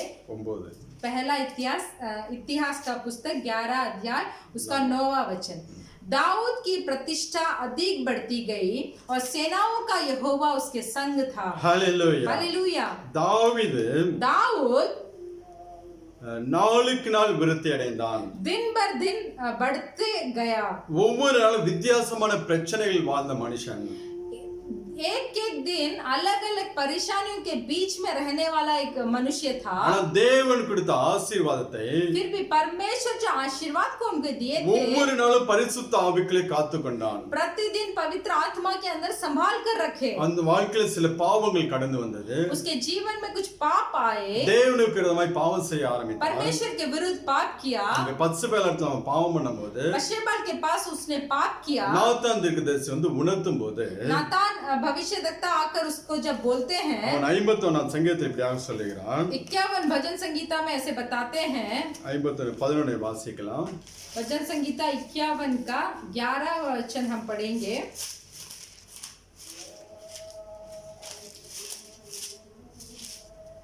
मुझे अपने सामने से निकाल ना दे और अपने पवित्र आत्मा को मुझसे अलग ना कर। ஹல்லேலூயா. हालेलुया। அங்க சொல்றான் பாருங்க, वहाँ ऐसे बोलता है, உமது பரிசுத்த ஆவியை अपने पवित्र आत्मा को என்னிடத்திலிருந்து எடுத்துக்கொள்ளாமல் இரு என்று சொல்லி சொல்கிறான். मुझसे अलग ना कर। அவன் நன்றாக அறிந்து கொண்டான், वो उसको अच्छा से मालूम है, என் வாழ்க்கையில் இருக்கக்கூடிய எல்லா ஆசீர்வாதத்துக்கு காரணம் मेरा जिंदगी में जितना भी आशीर्वाद है उसका இந்த कारण பரிசுத்த ஆவிக்குள்ளே காத்துக்கொள்வதனாலே, ये पवित्र आत्मा के अंदर मैं उसको संभाल कर रखा அந்த था। ஆவியை என்னை விட்டு எடுத்து விடாதீங்க ஆண்டவரே என்று சொல்லி इसीलिए इस पवित्र आत्मा को मुझसे अलग ना कर परमेश्वर, செபிக்கிறவனாக இருக்கிறான். वैसे वो प्रार्थना करते हैं। அன்னைக்கு தாவீது வாழ்க்கையில பாத்தீங்கன்னா, दाऊद की जिंदगी में देखेंगे, இதே பாவம் திருப்பி அவன் வாழ்க்கையில வராதபடி அவன் காத்துக்கொண்டான். ये पाप जो किए थे वो फिर से अपने जिंदगी में ना दोहराए, ऐसे अपने जीवन को संभाल कर रखे थे। வேற விதமான காரியங்களை பிசாசு தந்திரமாய் அவனை ஏமாத்தினான். बहुत अलग कामों में शैतान जो था वो बहुत युक्ति के साथ उसके ऊपर किया, ஆனால் தான் செய்த பாவத்தை திரும்பி செய்யாதபடி காத்துக்கொண்டார். फिर भी जो पाप उसने पहले किया था फिर से उसको ना दोहराया, ऐसे अपने जीवन को संभाले थे. அதுதாங்க பரிசுத்த ஆவிக்குள்ள நம்மை காத்துக்கொள்வது. यही है पवित्र आत्मा के अंदर हमें संभाल कर रखना. இன்னைக்கு நீங்க எப்படி இருக்கீங்க? आज आप कैसे हैं? ஒரே பாவத்தை திருப்பி திருப்பி செய்து கொண்டிருக்கிறீங்க. क्या एक ही पाप को दोबारा कर रहे हैं? ஒரு தடவை பாவம் என்று சொல்லி தேவன் எச்சரித்த உடனே जब परमेश्वर ये पाप है बोलकर आपको जब चितौनी देते हैं மீண்டும் செய்யாதபடி காத்துக்கொள்ள வேண்டும். तो उसको फिर से हमें नहीं करना चाहिए. தேவன் நமக்கு கொடுத்த परमेश्वर जो हमें दिए हैं அந்த ரட்சிப்பு, उद्धार, நல்ல சுபாவங்கள், अच्छा स्वभाव, தேவ அன்பு, परमेश्वर से प्रेम, எல்லாம் பரிசுத்த ஆவிக்குள்ளே காத்துக்கொள்ள வேண்டும். ये सब चीज को पवित्र आत्मा के अंदर हमें सुरक्षित रखना चाहिए. அப்படி காத்துக்கொண்டால் தான் वैसे जब हम संभाल कर रखेंगे ஒவ்வொரு நாளும் விருத்தி அடைய முடியும். तो एक बार दिन हम अधिक प्रतिष्ठा होते जाएंगे. தாவீது அப்படி காத்துக்கொண்டனால தான் दाऊद वैसे उसको संभाले. அவனை குறித்து வேதம் சொல்லுகிறது. उसके दाऊद के बारे में हमारा बाइबल बताता है. 1 நாளாகமம் 12ஆம் அதிகாரம் पहले इतिहास का पुस्तक उसका 12 अध्याय 22வது வசனத்தை வாசிக்கலாம். उसका 22वां वचन.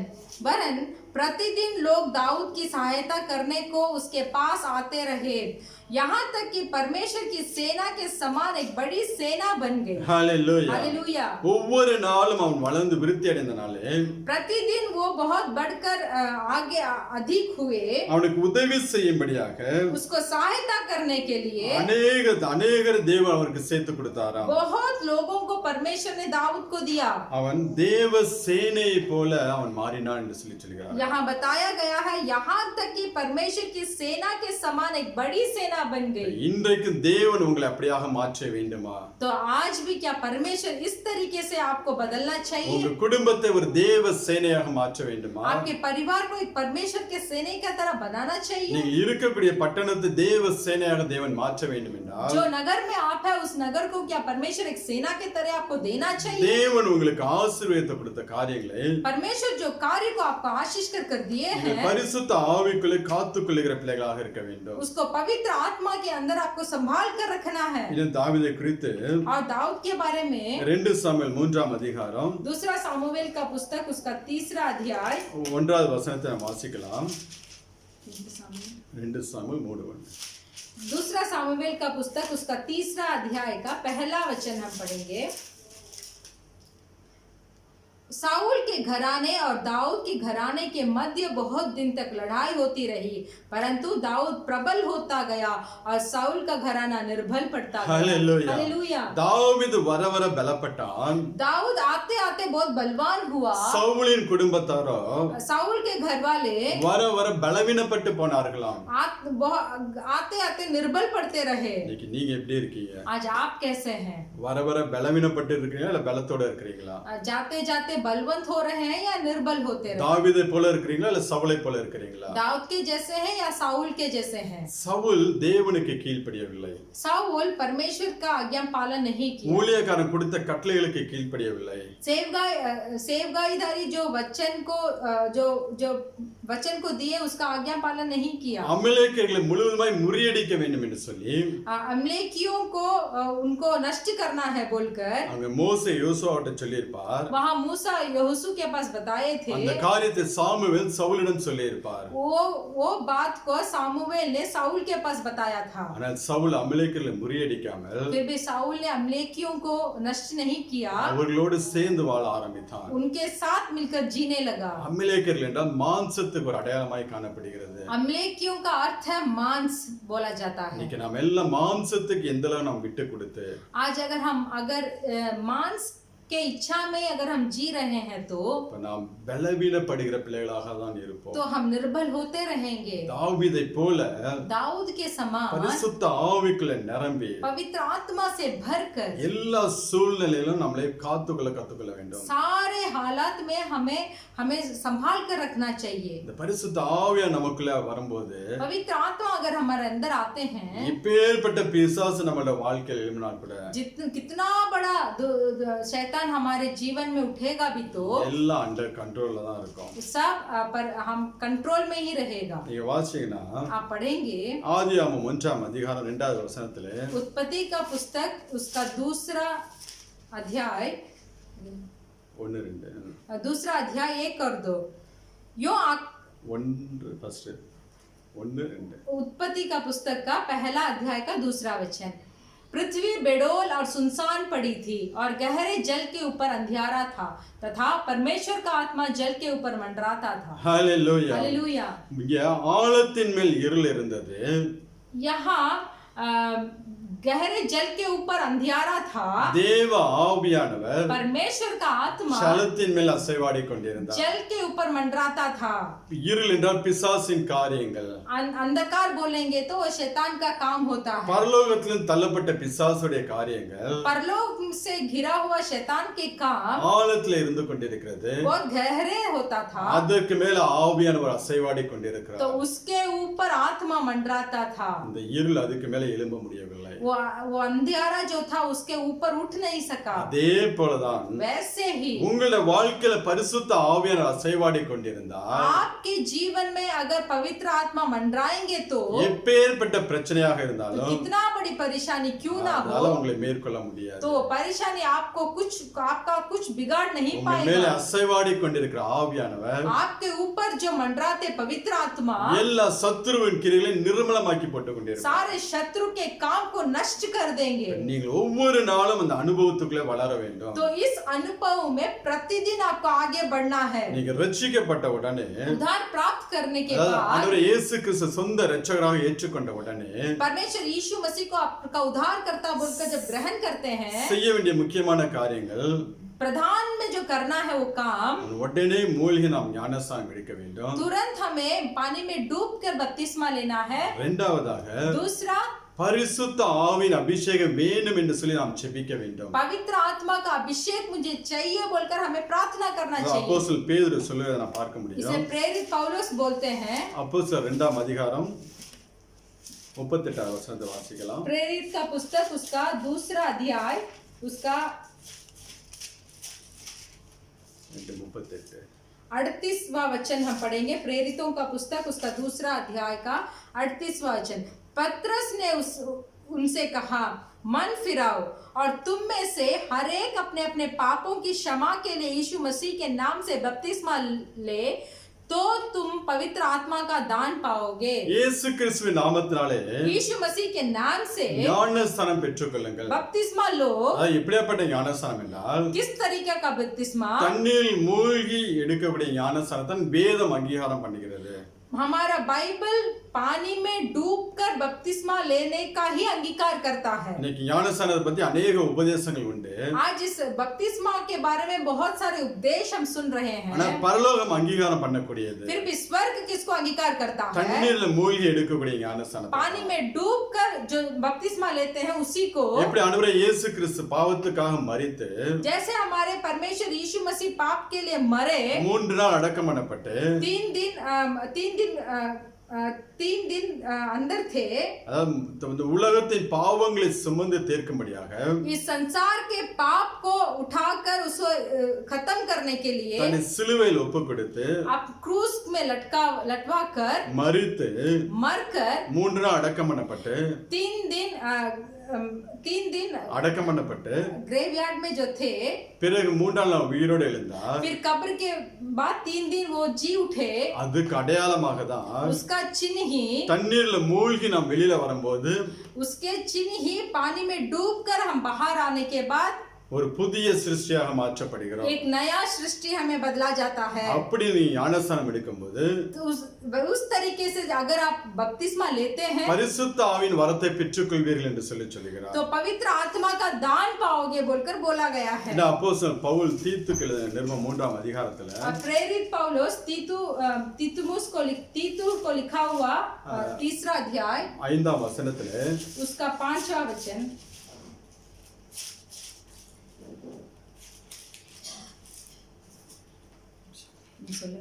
தீத்து நான் செய்த நீதியின் கிரியை நிமித்தம் हम जो धर्म का काम करते हैं அவர் நம்மை ரட்சியாமல் हमारा धर्म के काम में परमेश्वर हमें उधार नहीं दिया, தமது இரக்கத்தின்படியும் अपने दया के कारण மறுஜென்மம் ஒழுக்கினாலும் अगला जन्म का बपतिस्मा के द्वारा பரிசுத்த ஆவியின் புதிதாக்கினால் நம்மளை ரட்சித்தார். पवित्र आत्मा के द्वारा जो नया किए गए हैं उसके द्वारा ही हमें उद्धार किया। பரிசுத்த ஆவியின் உள்ளே வந்து पवित्र आत्मा जब हमारे अंदर आते हैं புதிதாக்குறவராக இருக்கிறார். वो हमें नया करने वाले हैं। இன்னும் 7வது வசனத்துல சொல்கிறார், और भी 7वां अध्याय, அவர் நமது இரட்சகராகிய இயேசு கிறிஸ்து மூலமாய் वो हमारे उद्धारकर्ता यीशु मसीह के द्वारा அந்த பரிசுத்த ஆவியானவரை वो पवित्र आत्मा को சம்பூரணமாய் கொடுத்திருக்கிறார். संपूर्ण से हमें दिए हैं। இந்த ஆவியின் அபிஷேகத்துக்கு ஒரு அளவே கிடையாது. पवित्र आत्मा के अभिषेक में कोई सीमा नहीं है। ஒவ்வொரு நாளும் நீங்கள் நிரம்பி நிரம்பி நிரம்பி வழியக்கூடிய அனுபவத்தை நம்ம நடத்தி கொண்டு போவோம். प्रतिदिन हमें उसके अंदर भर भर कर एक नए जिंदगी पे हमें अगुवाई करते हैं। அவர் எந்த அளவு நம்மளை வந்து நிரப்புகிறாரோ அந்த அளவு தேவன் நம்மளை ஆசீர்வாதத்துக்கு நேரா நடத்தி கொண்டு போவார். जितने तक परमेश्वर पवित्र आत्मा हमें भरते हैं उतना तक हमें आशीष प्राप्त करते இந்த हैं। உலக பிரகாரமான ஆசீர்வாதத்திலும் ये संसारिक आशीर्वाद में உன்னதத்துக்குரிய और ஆசீர்வாதத்தினாலும் उन्नति का आशीर्वाद में தேவன் நம்மளை நடத்த ஆரம்பிப்பார். परमेश्वर हमें अगुवाई करते हैं। அதான் அப்போஸ்தலன் பவுல் தீமோத்தேயுவிடம் சொல்லுகிறார், इसीलिए प्रेरित पौलुस तिमुथियुस के पास बताते हैं, எனக்கு ஒப்புவிக்கப்பட்டதை जो तुझे सौंपा गया है பரிசுத்த ஆவிக்குள்ளே நீ காத்துக்கொள்ள வேண்டும். पवित्र आत्मा के अंदर तू संभाल कर रख। இன்னும் 2 தீமோத்தேயு 1ஆம் அதிகாரத்துல அவர் சொல்லுவார், और दूसरा तिमुथियुस में पहला अध्याय में बताते हैं, 6வது வசனத்தை வாசிக்குவார். उसका 6वां वचन को हम पढ़ेंगे। इसी कारण मैं तुझे शुद्धि दिलाता हूं कि तू परमेश्वर के उस वरदान को जो मेरे हाथ रखने के द्वारा तुझे मिला है प्रज्वलित कर दे।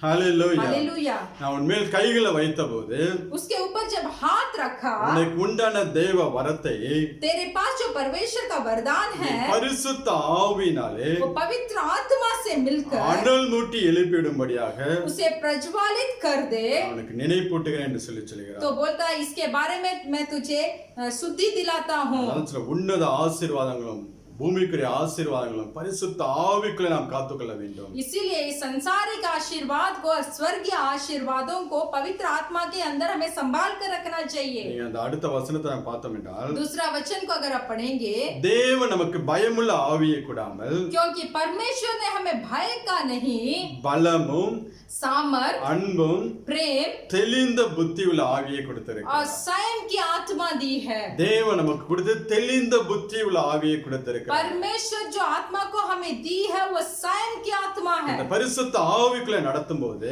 अगर उसको पवित्र आत्मा में हम अगुवाई சகல करेंगे சத்தியத்துக்குள்ளே நம்மை நடத்துவார். तो सारी सच्चाई में हमें अगुवाई करता है। ஒவ்வொரு காரியத்தை குறித்து நமக்கு தெளிவாக எடுத்து சொல்லுவார். एक एक कार्य के बारे में हमें साफ सुथरा बताते हैं। அதாவது நீங்க ஆபிரகாம் கிட்ட ஆண்டவர் சொல்லும்போது, अब्राहम के पास परमेश्वर बताते हैं, தீர்க்கதரிசிகளுக்கு நான் ஒன்றையும் மறைக்க, நான் தீர்க்கதரிசிகள் சொல்லாமல் எதையும் செய்ய மாட்டேன் என்று சொல்லுகிறார். भविष्य वक्ताओं को बिना बताए मैं कुछ नहीं करता। உங்களுடைய வாழ்க்கையில என்ன சம்பவங்கள் நடந்தாலும் சரி, तो आपके जीवन में जो कुछ संभव होता है என்ன நடக்க போகிற காரியங்கள் இருந்தாலும் या तो क्या संभव होने वाला है முன்பதாகவே தேவன் தெரியப்படுத்துவார். तो इसके पहले ही परमेश्वर बताते हैं। ஆண்டவர் இயேசு கிறிஸ்து யோவான்ல சொன்னார் பாத்தீங்களா, ये परमेश्वर यीशु मसीह हव्वा के पास बताते हैं, வரப்போகிற காரியங்களை அவர் உங்களுக்கு தெரிவிப்பார் என்று சொல்லி, आने वाले कार्य के बारे में वो तुमको बताएंगे। நீ பரிசுத்த ஆவிக்குள்ள நிரம்பி पवित्र आत्मा में भरकर ஜெபிக்கிற பிள்ளையாக இருந்தால், जब आप प्रार्थना करने वाले होंगे உன் வாழ்க்கையில் நடக்க போகிற எல்லா காரியத்தையும் முன்பதாக உனக்கு சொல்லிவிடுவார். तो आपके जीवन में जो कुछ होने वाला है उसके बारे में पहले ही बता देंगे। சொப்பனங்கள் மூலமா, स्वप्न के द्वारा, தரிசனங்கள் மூலமா, दर्शन के द्वारा, வேத வசனங்கள் மூலமா वचन के द्वारा உனக்கு வெளிப்படுத்துவார். तो उसको आपको प्रकट करेंगे। பரிசுத்த ஆவியானவர் இன்னும் உனக்கு தெளிவான காரியங்களை உனக்கு கற்றுக் கொடுப்பார். पवित्र आत्मा आपको और सारे कार्य ठीक ठाक से बताएंगे। அதான் ஒவ்வொரு நாளும் பரிசுத்த ஆவிக்குள்ள நிரம்ப வேண்டும். इसीलिए प्रतिदिन हमें पवित्र आत्मा में भरना चाहिए। ஏதோ ஒரு காலத்துல நிரப்பப்பட்டேன் என்று சொல்வதை ऐसा नहीं है कि एक दिन था जब तब मैं पवित्र आत्मा में भरा हुआ था। ஒவ்வொரு நாளும் அவர் நமக்குள்ளே கடந்து வர வேண்டும். प्रतिदिन पवित्र आत्मा को हमारे अंदर आना चाहिए। ஒவ்வொரு நாளும் நம்ம மேல அசைவாடி கொண்டிருக்க வேண்டும். प्रतिदिन पवित्र आत्मा को हमारे ऊपर मंडराना चाहिए। ஒவ்வொரு நாளும் நமக்குள்ள அசைவாடி கொண்டிருந்தால் प्रतिदिन अगर पवित्र आत्मा हमारे हमारे ऊपर मंडराएंगे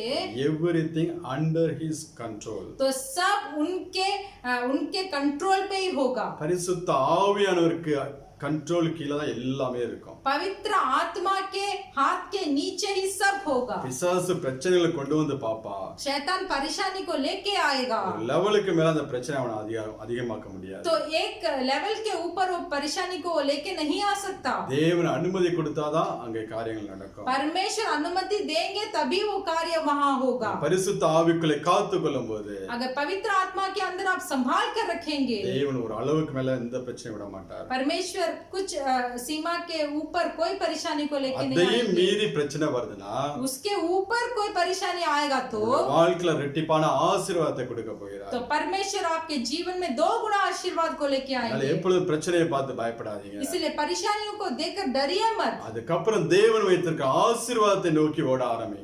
उसके बाद परमेश्वर जो आशीर्वाद को रखे हैं उसको देखकर दौड़िए। பிரச்சனையை பார்த்தா நீங்களா ஓட முடியாது. परेशानी को देखेंगे तो दौड़ नहीं सकते। தேவன் கொடுத்த வாக்குத்தத்தங்களை வைத்து ஓட ஆரம்பித்தீர்கள். परमेश्वर जो वाचा को आपको दिया है उसको देखकर दौड़िए। ஒரு நாள் உங்களை பின்னிட்டு இழுக்காது. एक भी दिन आपको पीछा नहीं देगा, ஜெயத்தோடு அது வாழ வைக்கும். आपको एक जयवंत का जिंदगी वो देगा। இதுக்கெல்லாம் நமக்கு உதவி செய்கிறது तो इसके लिए हमें सहायता करने वाले பரிசுத்த ஆவியானவர். पवित्र आत्मा। அப்போஸ்தலர் பேதுருடைய வாழ்க்கை நீங்க பாத்தீங்கன்னா प्रेरित पतरस के जीवन में आप देखेंगे, அவன் ஒரு காலத்துல நாணலை போல இருந்த மனுஷன், एक दिन में பலவீனமான மனுஷன். एक निर्बल मनुष्य था। ஆண்டவரே இயேசு கிறிஸ்து இருக்கிற நல்ல வைராக்கியமா அவரோட கூட வாழ்ந்தான். परमेश्वर यीशु मसीह जब थे उनके साथ बहुत वैराग्य से वो जिया था। இயேசு கிறிஸ்து பரலோகம் போனதுக்கு அப்புறம் यीशु मसीह परलोक जाने के बाद இவன் தன் குடும்ப தொழிலை பார்க்க மீன் பிடிக்க போயிட்டான். तो फिर से ये अपना जो परिवार का जो धंधा था उसको देखने के लिए वो फिर से मछली पकड़ने के लिए चले गया। தன்னோட ஒரு கூட்டத்தை சேர்த்து கொண்டு போய்விட்டான். अपने साथ एक भीड़ को भी इकट्ठा किया और चले गया। ஆனால் அப்போஸ்தலர் 2ஆம் அதிகாரத்துல फिर भी पतरस 2 अध्याय में பரிசுத்த ஆவியானவர் வந்து அவர்களை நிரப்பும்போது जब पवित्र आत्मा आके उनको भरे, அதுக்கப்புறம் வைராக்கியமாய் எழுந்து उसके बाद पतरस वैराग्य से उठकर தேவனுடைய ஊழியத்தை செய்ய ஆரம்பித்தார். परमेश्वर का सेवकाई को किया। நீங்க எவ்வளவுதான் எங்களை பயமுறுத்தினாலும் आप जितना भी हमें डरवाएंगे நாங்கள் அதுக்கெல்லாம் பயப்பட மாட்டோம். हम उसके लिए नहीं डरेंगे। ஊழியத்தை நாங்கள் ஒரு நாளும் நிறுத்த மாட்டோம் என்று சொல்லி इस सेवकाई को कभी भी हम नहीं रोकेंगे बोलकर அவ்வளவு வைராக்கியமாய் ஊழியம் செய்தார். उतना वैराग्य के साथ सेवकाई किया। ஆண்டவர் சொல்லி கொடுத்தார். वही परमेश्वर ने उन्हें बताया, போறது உங்களுக்கு பிரயோஜனமா இருக்கும். मेरा जाना तुम्हारे लिए अच्छा है। பரிசுத்த ஆவியானவர் வரும்போது पवित्र आत्मा जब आएंगे உங்களை வல்லமையா எடுத்து பயன்படுத்த ஆரம்பிப்பார். आपको सामर्थ से प्रयोग करेंगे। அப்போஸ்தலர் நடபடிக்கை புத்தகத்தெல்லாம் வாசிங்கன்னா आप प्रेरितों का पुस्तक सब आप पढ़कर देखेंगे, யாரெல்லாம் பரிசுத்த ஆவிக்கு அதிக முக்கியத்துவம் கொடுத்தார்களோ जो कोई पवित्र आत्मा के लिए एक प्रथम स्थान दिए थे அவங்கள வல்லமையா எடுத்து பயன்படுத்தினார். वो सब बहुत सामर्थ से उपयोजन किए गए। ஸ்தேவானை குறித்து வேதம் சொல்கிறது, स्तेवान के बारे में पवित्र बाइबल बताता है, அவன் பந்தி விசாரிப்புக்கு தான் ஏற்படுத்தப்பட்ட மனுஷன். स्तिफनुस खाना खाने के लिए उसके बारे में ही उसको नियम किया गया था। ஆனா அதுல உண்மை உத்தமமா இருக்கும்போது जब वो स्तिफनुस उस धंधा में सच्चाई था, பரிசுத்த ஆவியின் வல்லமையில நிரப்பப்படும் போது वो पवित्र आत्मा के अभिषेक में जब भरा था, அவனை கொண்டு தேவன் अनेक அற்புத அடையாளங்களை செய்ய ஆரம்பித்தார். तो स्तिफनुस को लेकर परमेश्वर बहुत अधिक ज्यादा अद्भुत और चमत्कार काम किया। நான் தான் சொல்றேன், புதிய ஏற்பாட்டுல நோ லிமிட்டேஷன். इसीलिए मैं कहता हूँ कि नया नियम में कुछ सीमा नहीं है। இந்த ஊழியம் தான் எனக்கு என்று சொல்லி லிமிட்டேஷன் கிடையாது. सिर्फ यही सेवकाई मेरे लिए रखा गया है बोलकर एक सीमा नहीं है। தேவன் நமக்கு கொடுத்த எல்லா வரங்களையும் ஆசீர்வாதங்களையும் परमेश्वर जितना भी वरदान और आशीर्वाद को हमारे लिए दिए हैं, பரிசுத்த ஆவிக்குள்ளே காத்துக்கொள்ளும் போது जब पवित्र आत्मा के अंदर हम उसको संभाल कर रखेंगे, தேவன் 5 விதமான ஊழியங்களை நம்மளை கொண்டு செய்வார். तो परमेश्वर 5 तरीके के सेवकाई हमें लेकर करेंगे। அதனால ஒரே இடத்துல நாம் தேங்கி விடக்கூடாது. इसलिए एक ही जगह में हम बैठकर नहीं रहेंगे। ஒவ்வொரு நாளும் விருத்தி அடைகிற பிள்ளைகளாக இருக்க வேண்டும். प्रतिदिन प्रतिष्ठा होने वाले हम होना चाहिए। ஒவ்வொரு நாளும் இந்த ஆவிக்குரிய அனுபவம் ஆவிக்குரிய வாழ்க்கையில் நிரம்புகிற பிள்ளைகளாக இருக்க வேண்டும். प्रतिदिन इस आत्मिक जीवन में भर कर हमें रहना चाहिए. ஒரே அனுபவத்தோட வாழ்ந்து விடக்கூடாது. एक ही अनुभव में हमें जीना नहीं है. பரிசுத்த ஆவியா நமக்குள்ள வரும்போது पवित्र आत्मा जब हमारे अंदर आएंगे, இன்னைக்கு நம்மளுடைய வாழ்க்கையில எந்தெந்த பகுதி வனாந்தரமா இருக்கிறதோ, आज हमारे जीवन में जो कोई स्थान एक जंगल की तरह है, எல்லாவற்றையும் ஆசீர்வதிக்கும்படியாக கடந்து வருவார். तो वो सबको आशीर्वाद करने के लिए आएंगे. ஒருவேளை உங்களுடைய குடும்பத்திலே ஒரு வனாந்தரம் காணப்படுகிறதா? ऐसा हो कि आपके परिवार में एक जंगल महसूस करते हैं, பிள்ளையோட வாழ்க்கையில ஒரு வனாந்தரம் காணப்படுகிறது. आपके बच्चों के जीवन में एक जंगल महसूस करते हैं, உங்களுடைய வேலையில் ஒரு வனாந்தரம் காணப்படுகிறதா? आपके नौकरी में एक जंगल की तरह महसूस करते हैं, உங்களுடைய பரிசுத்த வாழ்க்கையில ஒரு வனாந்தரம், आपके पवित्र जीवन में एक जंगल जैसा है ஜெப क्या? வாழ்க்கையில வனாந்தரம், प्रार्थना की जिंदगी में एक जंगल जैसा है. எந்தெந்த பகுதியில நீ வனாந்தரம் என்று சொல்லிக் கொண்டிருக்கிறீர்களோ, तो जो कोई भाग को आप एक जंगल बोल रहे हैं, நீங்க தனியா ஒரு இடத்துல உட்கார்ந்து तो आप अकेले में एक जगह में बैठकर ஆண்டவரே பரிசுத்த ஆவியானவரை நீங்க நிரப்புங்க என்று சொல்லி கேளுங்க. तो बोले पवित्र आत्मा मुझे आज के दिन भरिए. बोलिए, உங்களுக்காக யாரும் ஜெபிக்க வேண்டிய அவசியம் இல்லை. आपके लिए कोई प्रार्थना करना जरूरी உன்னுடைய नहीं है. ஜெபமே வல்லமையான ஜெபம். आपका प्रार्थना जो है वो सामर्थ है. நீ உன்னை உடைச்சு ஒப்பு கொடுத்து जब अपने आप को टूट कर परमेश्वर के सम्मुख में समर्पण करेंगे, தேவனுக்கு கீழ்ப்படிந்து परमेश्वर की आज्ञा पालन कर कर தாகத்தோட ஜெபம் பண்ற பத்தியா, जब प्यास के साथ जो प्रार्थना आप करते हैं, இதுதான் பயங்கர வல்லமையான ஜெபம். तो यही है बहुत सामर्थशाली प्रार्थना. இந்த ஜெபத்தை கேட்டு தேவன் பயங்கரமான காரியங்களை உன் வாழ்க்கையில் செய்வார். ये प्रार्थना को सुनकर परमेश्वर बहुत सामर्थ काम आपके जीवन में करेंगे. ஏதாவது ஒரு பிரச்சனை வந்துருச்சா, कुछ भी परेशानी आई तो எந்த ஒரு ஊழியக்காரனை தேடி போவாதீங்க. कोई भी सेवगाईदारी को ढूंढ कर नहीं जाइए. உடைக்கப்பட்ட ஒரு பாத்திரத்தை போல एक टूटा हुआ बर्तन की तरह தேவ சமூகத்துல உட்கார்ந்து கதற ஆரம்பிங்க. परमेश्वर के सम्मुख में बैठकर रोना शुरू இந்த कीजिए. மாதிரி ஆகிவிட்டது என்று சொல்லி தேவ சமூகத்துல உங்க இருதயத்தை உடைத்து ஊற்றுங்க.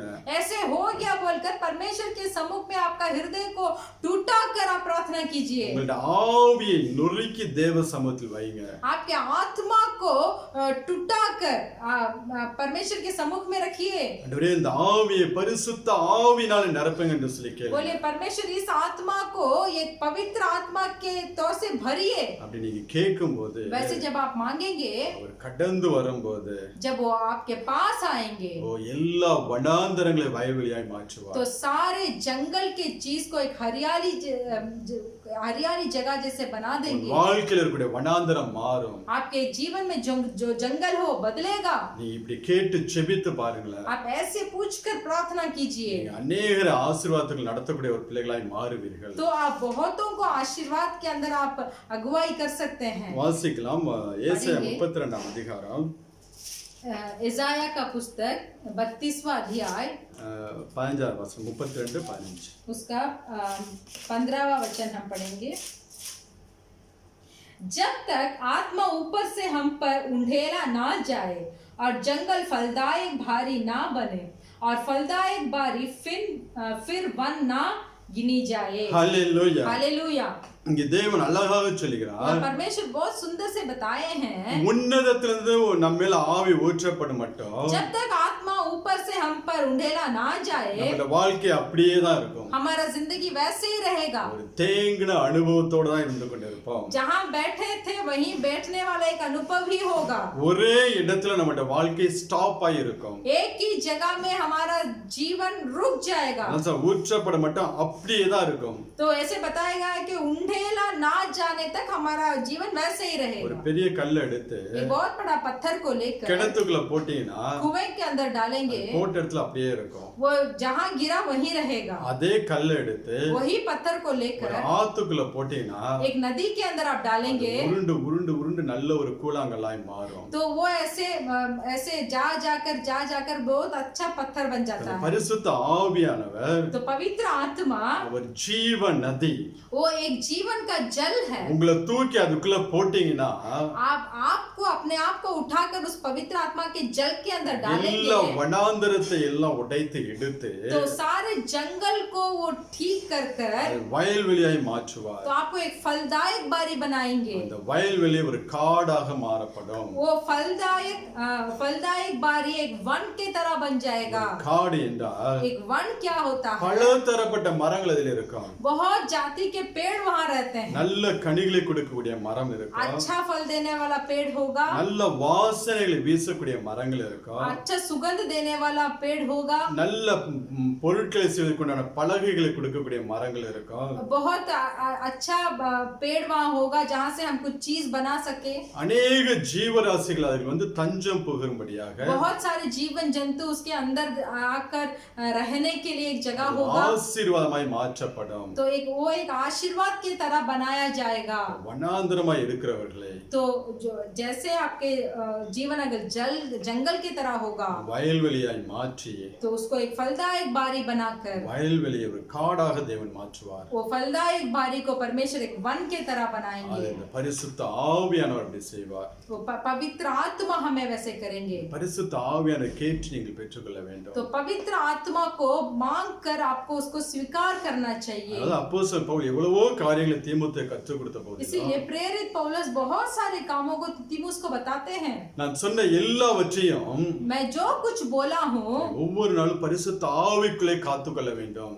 वो सब चीजों को पवित्र आत्मा के अंदर तू संभाल कर रख। பரிசுத்த ஆவிக்குள்ள அனல் மூட்டி நீ எழுப்ப வேண்டும்.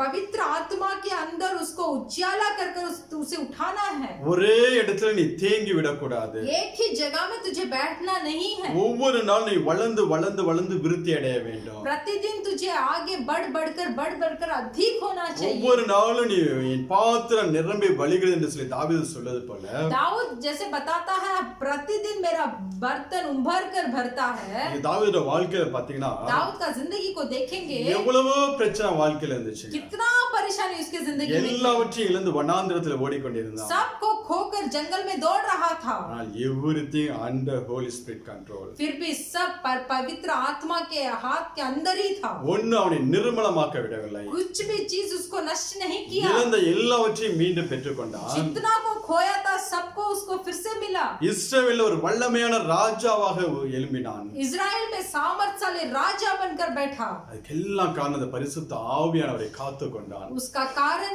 था वो दाऊद सब आशीर्वाद को पवित्र आत्मा के अंदर संभाल कर रखे। தேவன் கொடுத்த எல்லாவற்றையும் பரிசுத்த ஆவிக்குள்ளே காத்துக்கொள்ள परमेश्वर जो कुछ उनके जिंदगी में दिए थे उसको सब पवित्र आत्मा के अंदर संभाल कर रखे। ஆண்டவர் இயேசு கிறிஸ்து தன்னை தாவீதின் குமாரன் என்று சொல்லுகிறார். इसीलिए पवित्र परमेश्वर यीशु मसीह अपने आप को दाऊद का पुत्र बोलकर बोले हैं। இன்னைக்கும் தேவன் உங்களை அப்படி எடுத்து பயன்படுத்த வேண்டும் என்றால் तो आज भी परमेश्वर आपको उठाकर प्रयोग करना है तो பரிசுத்த ஆவியானவருக்கு முக்கியத்துவம் கொடுங்க. पवित्र आत्मा को प्रथम स्थान दीजिए। தனியா உட்கார்ந்து நீங்க ஜெபம் பண்ணி பரிசுத்த ஆவியின் अभिषेकத்தை கேளுங்க. अकेले में बैठकर प्रार्थना कर इस पवित्र आत्मा को उपस्थिति को मांगिए। நான் சாட்சியா சொன்ன பத்தில பாஸ்டர் ரவிக்குமார் मैं जो गवाही बताया था पास्टर रवि कुमार के बारे में, அவருடைய வாழ்க்கை வனாந்தரமாக இருந்துச்சு. उनका जीवन एक जंगल की तरह था। பரிசுத்த ஆவியானவர் வந்ததுக்கு அப்புறம் पवित्र आत्मा आने के बाद அது வயல்வெளியாய் மாறினுச்சு. वो एक फलदायक बारी बना। இன்னைக்கு காடாக மாறி கொண்டிருக்கிறது. आज एक वन की तरह बदल रहा है। ஏக ஜனங்கள் வந்து ஆசீர்வதிக்கப்படுகிறார்கள். बहुत सारे लोग आकर आशीर्वाद प्राप्त कर रहे हैं। இன்றைக்கு உங்களையும் தேவன் அப்படி எடுத்து பயன்படுத்த வேண்டும் என்றால் आज भी परमेश्वर आपको भी वैसे प्रयोग करना है तो நீங்களும் ஒரு காடாக மாற வேண்டும் என்றால் आप भी एक वन की तरह बदलना है तो அநேக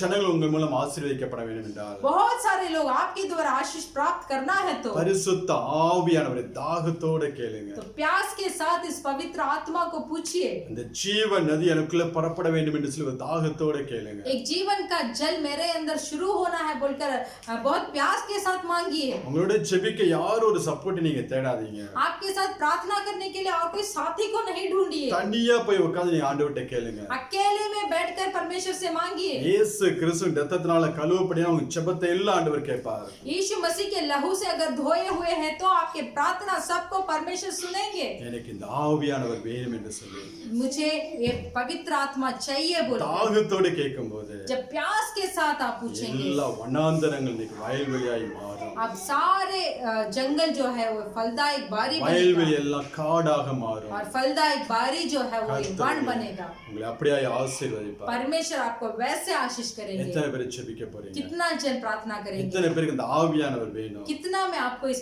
पवित्र आत्मा को चाहिए, எத்தனை பேர் இந்த ஆவியானவர் தாகம் கொள்ளுகிற பிள்ளைகளாக இருக்கிறீங்க? कितने में आप इस पवित्र आत्मा के ऊपर एक प्यास रखे हैं। நாம் இப்ப ஜெபிக்கலாம். हम सब प्रार्थना करेंगे।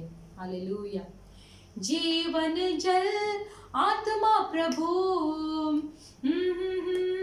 भर दे प्रभु, जीवन जल आत्मा प्रभु आज हमको भर दे प्रभु, जीवन जल आत्मा प्रभु प्यास के साथ हम पूछते प्रभु, जीवन जल आत्मा प्रभु प्यास के साथ हम पूछते प्रभु, भर दे हमें, भर दे हमें, भर दे हमें, भर दे हमें,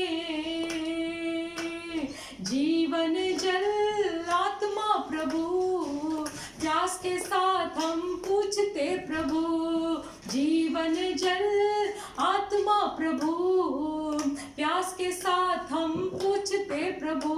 धन्यवाद धन्यवाद धन्यवाद। हालेलुया। सब इस पवित्र आत्मा के उपस्थिति के लिए हम प्रार्थना करेंगे।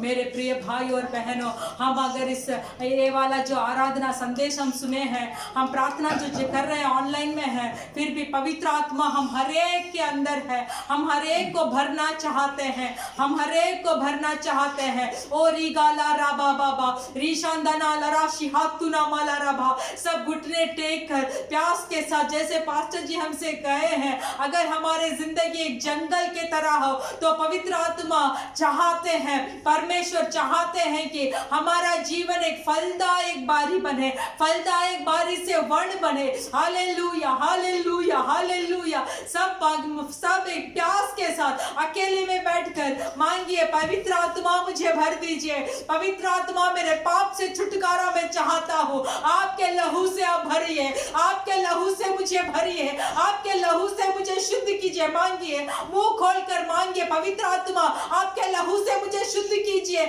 मेरे किए हुए पापों को मैं बताता हूँ, मेरे किए हुए पापों के ऊपर मुझे समझ आ गई है, मैं बताता हूँ कि मैंने पाप किया, पवित्र आत्मा के विरुद्ध में पाप किया, परमेश्वर के विरुद्ध मैंने पाप किया। हालेलुया। परलोक के विरुद्ध, वचन के विरुद्ध मैंने पाप किया, मुझे बचा लीजिए और मुझे माफ कीजिए। सब मांगिए, मुझे माफ कीजिए, मुझे माफ कीजिए। मैं आपसे दूर हो गया था, मैं जब मैंने उधार पाया था तब मैं बहुत आपके पास था, अभी मैं बहुत पीछे हो गया। पवित्र आत्मा मुझे माफ कीजिए। जैसे दाऊद ने बताया, परमेश्वर उस पवित्र आत्मा को मुझसे अलग ना कर, वैसे विनती करेंगे, हम सब मिलकर विनती करेंगे, पवित्र आत्मा मुझे आपके दिन भर दीजिए, भरिए भरिए भरिए, ताकि मैं एक फलदायक वन बनूं। परमेश्वर मुझे भरिए। इस जंगल की स्थिति बदलना चाहिए परमेश्वर, ये सुखी हुई जीवन का स्थिति बदलना चाहिए परमेश्वर। हालेलुया। मेरा जो समय को व्यर्थ कर रहा हूँ, वो समय मुझे आप में बदलना चाहिए परमेश्वर, मुझे मदद कीजिए। ओ जीवन जल आत्मा प्रभु, प्यास से मैं मांगता हूँ, मैं प्यास से मांगता हूँ, मुझे भरिए, मुझे भरिए। पाप के ऊपर एक समझ दीजिए, दोबारा एक ही पाप को दोहराना मैं नहीं चाहता हूँ। Hallelujah hallelujah. मैं जो करना चाहता हूँ वो मैं नहीं करता हूँ, और जो मुझे करना है परमेश्वर उसको मैं भूल जाता हूँ। परमेश्वर मुझे माफ कीजिए। सब मांगिए परमेश्वर से। हमारे परमेश्वर भलाई करने वाले परमेश्वर है। हमारा जीवन में कभी भी बुराई को नहीं देते हैं। अगर हम परमेश्वर से दूर हट जाते हैं तो परेशानी भटक कर आ जाती है। अगर जैसे हमें बताया गया है कि जब पवित्र आत्मा हमारे ऊपर मंडराएगा तो अंधकार नीचे ही रहेगा, पर शैतान की सारी युक्तियां नीचे ही रहेगी, वो ऊपर नहीं आएगी। हमें ये जीवन चाहिए। बोलिए मुझे ये जीवन चाहिए परमेश्वर। पवित्र आत्मा मेरे जीवन में मंडराने का एक जीवन मुझे चाहिए। हालेलुया। पवित्र आत्मा में स्थिर रहने का जीवन मुझे चाहिए। मांगिए, सब मिलकर मांगिए। हाथ उठाकर परलोक के ओर आप मांगिए, पवित्र आत्मा मुझे भरिए, मुझे भरिए, मुझे भरिए, मुझे भरिए परमेश्वर। हालेलुया। रिघाना माशी हाथुना मला रबा। धन्यवाद, धन्यवाद यीशु मसीह। कितना अच्छा वचन को आज हम सुने हैं, पवित्र आत्मा का महत्वपूर्ण के बारे में हम सुने हैं। जो आशीर्वाद आपने हमारे जिंदगी में दिया है परमेश्वर, और सारे संसारिक आशीर्वादों को, स्वर्गीय आशीर्वादों को हम पवित्र आत्मा के अंदर संभाल कर रखने के लिए हम सहायता कीजिए। थैंक यू लॉर्ड, हमें सहायता कीजिए, हमें मदद कीजिए, हमें मदद कीजिए। हर हफ्ते आपके वचन को हम सुनते हैं परमेश्वर, फिर भी उसको मान नहीं पा रहे हैं, भूल जाते हैं। अभी से हमारा जीवन वैसे नहीं होना है। पवित्र आत्मा को प्राप्त कर कर परमेश्वर हम एक अच्छे फलदायक वन बनने के लिए हमें मदद कीजिए। 5 तरीके के सेवकाई करने के लिए हमें मदद कीजिए। एक ही जगह बैठने का नहीं परमेश्वर, आपके लिए दौड़ने के लिए परमेश्वर, अच्छा कुश्ती लड़कर हालेलुया हमारा जो दौड़ है उसको जय के साथ समाप्त करने के लिए हमें मदद कीजिए परमेश्वर। हालेलुया। हमारे सारे दोहा के कलीसिया अलखुर को, कलीसिया पास्टर लोगों को आपके हाथ में समर्पण कर कर हम प्रार्थना करते हैं। कलीसिया के भाई बहन सब लोगों को, सबके ज़रूरतों को, सबके आत्मिक जीवन को आपके हाथ में समर्पण कर कर हम प्रार्थना करते हैं। जल्दी ही हमारे बाहर के कलीसिया सब खोलकर, विशेष कर हमारा अलकोर का चर्च खोलकर परमेश्वर हम आपके सम्मुख में आकर आराधना करने के लिए हमें मदद कीजिए। परमेश्वर यीशु मसीह के नाम से मांगते हैं पिता, आमीन। கர்த்தராகிய இயேசு கிறிஸ்து கிருபையும் हमारा यीशु मसीह का कृपा, பிதாவாகிய தேவனுடைய அன்பு, पिता परमेश्वर का प्रेम பரிசுத்த ஆவியானவருடைய அந்யோன்ய ஐக்கியம் और पवित्र आत्मा का सौभाग्यता இன்றும் என்று நான் உயிரோடு கூட இருப்பதாக। आज और हर पल हमारे साथ होते रहे। आमीन। आमीन। Hallelujah, hallelujah, hallelujah, hallelujah. जय मसीह। जय मसीह।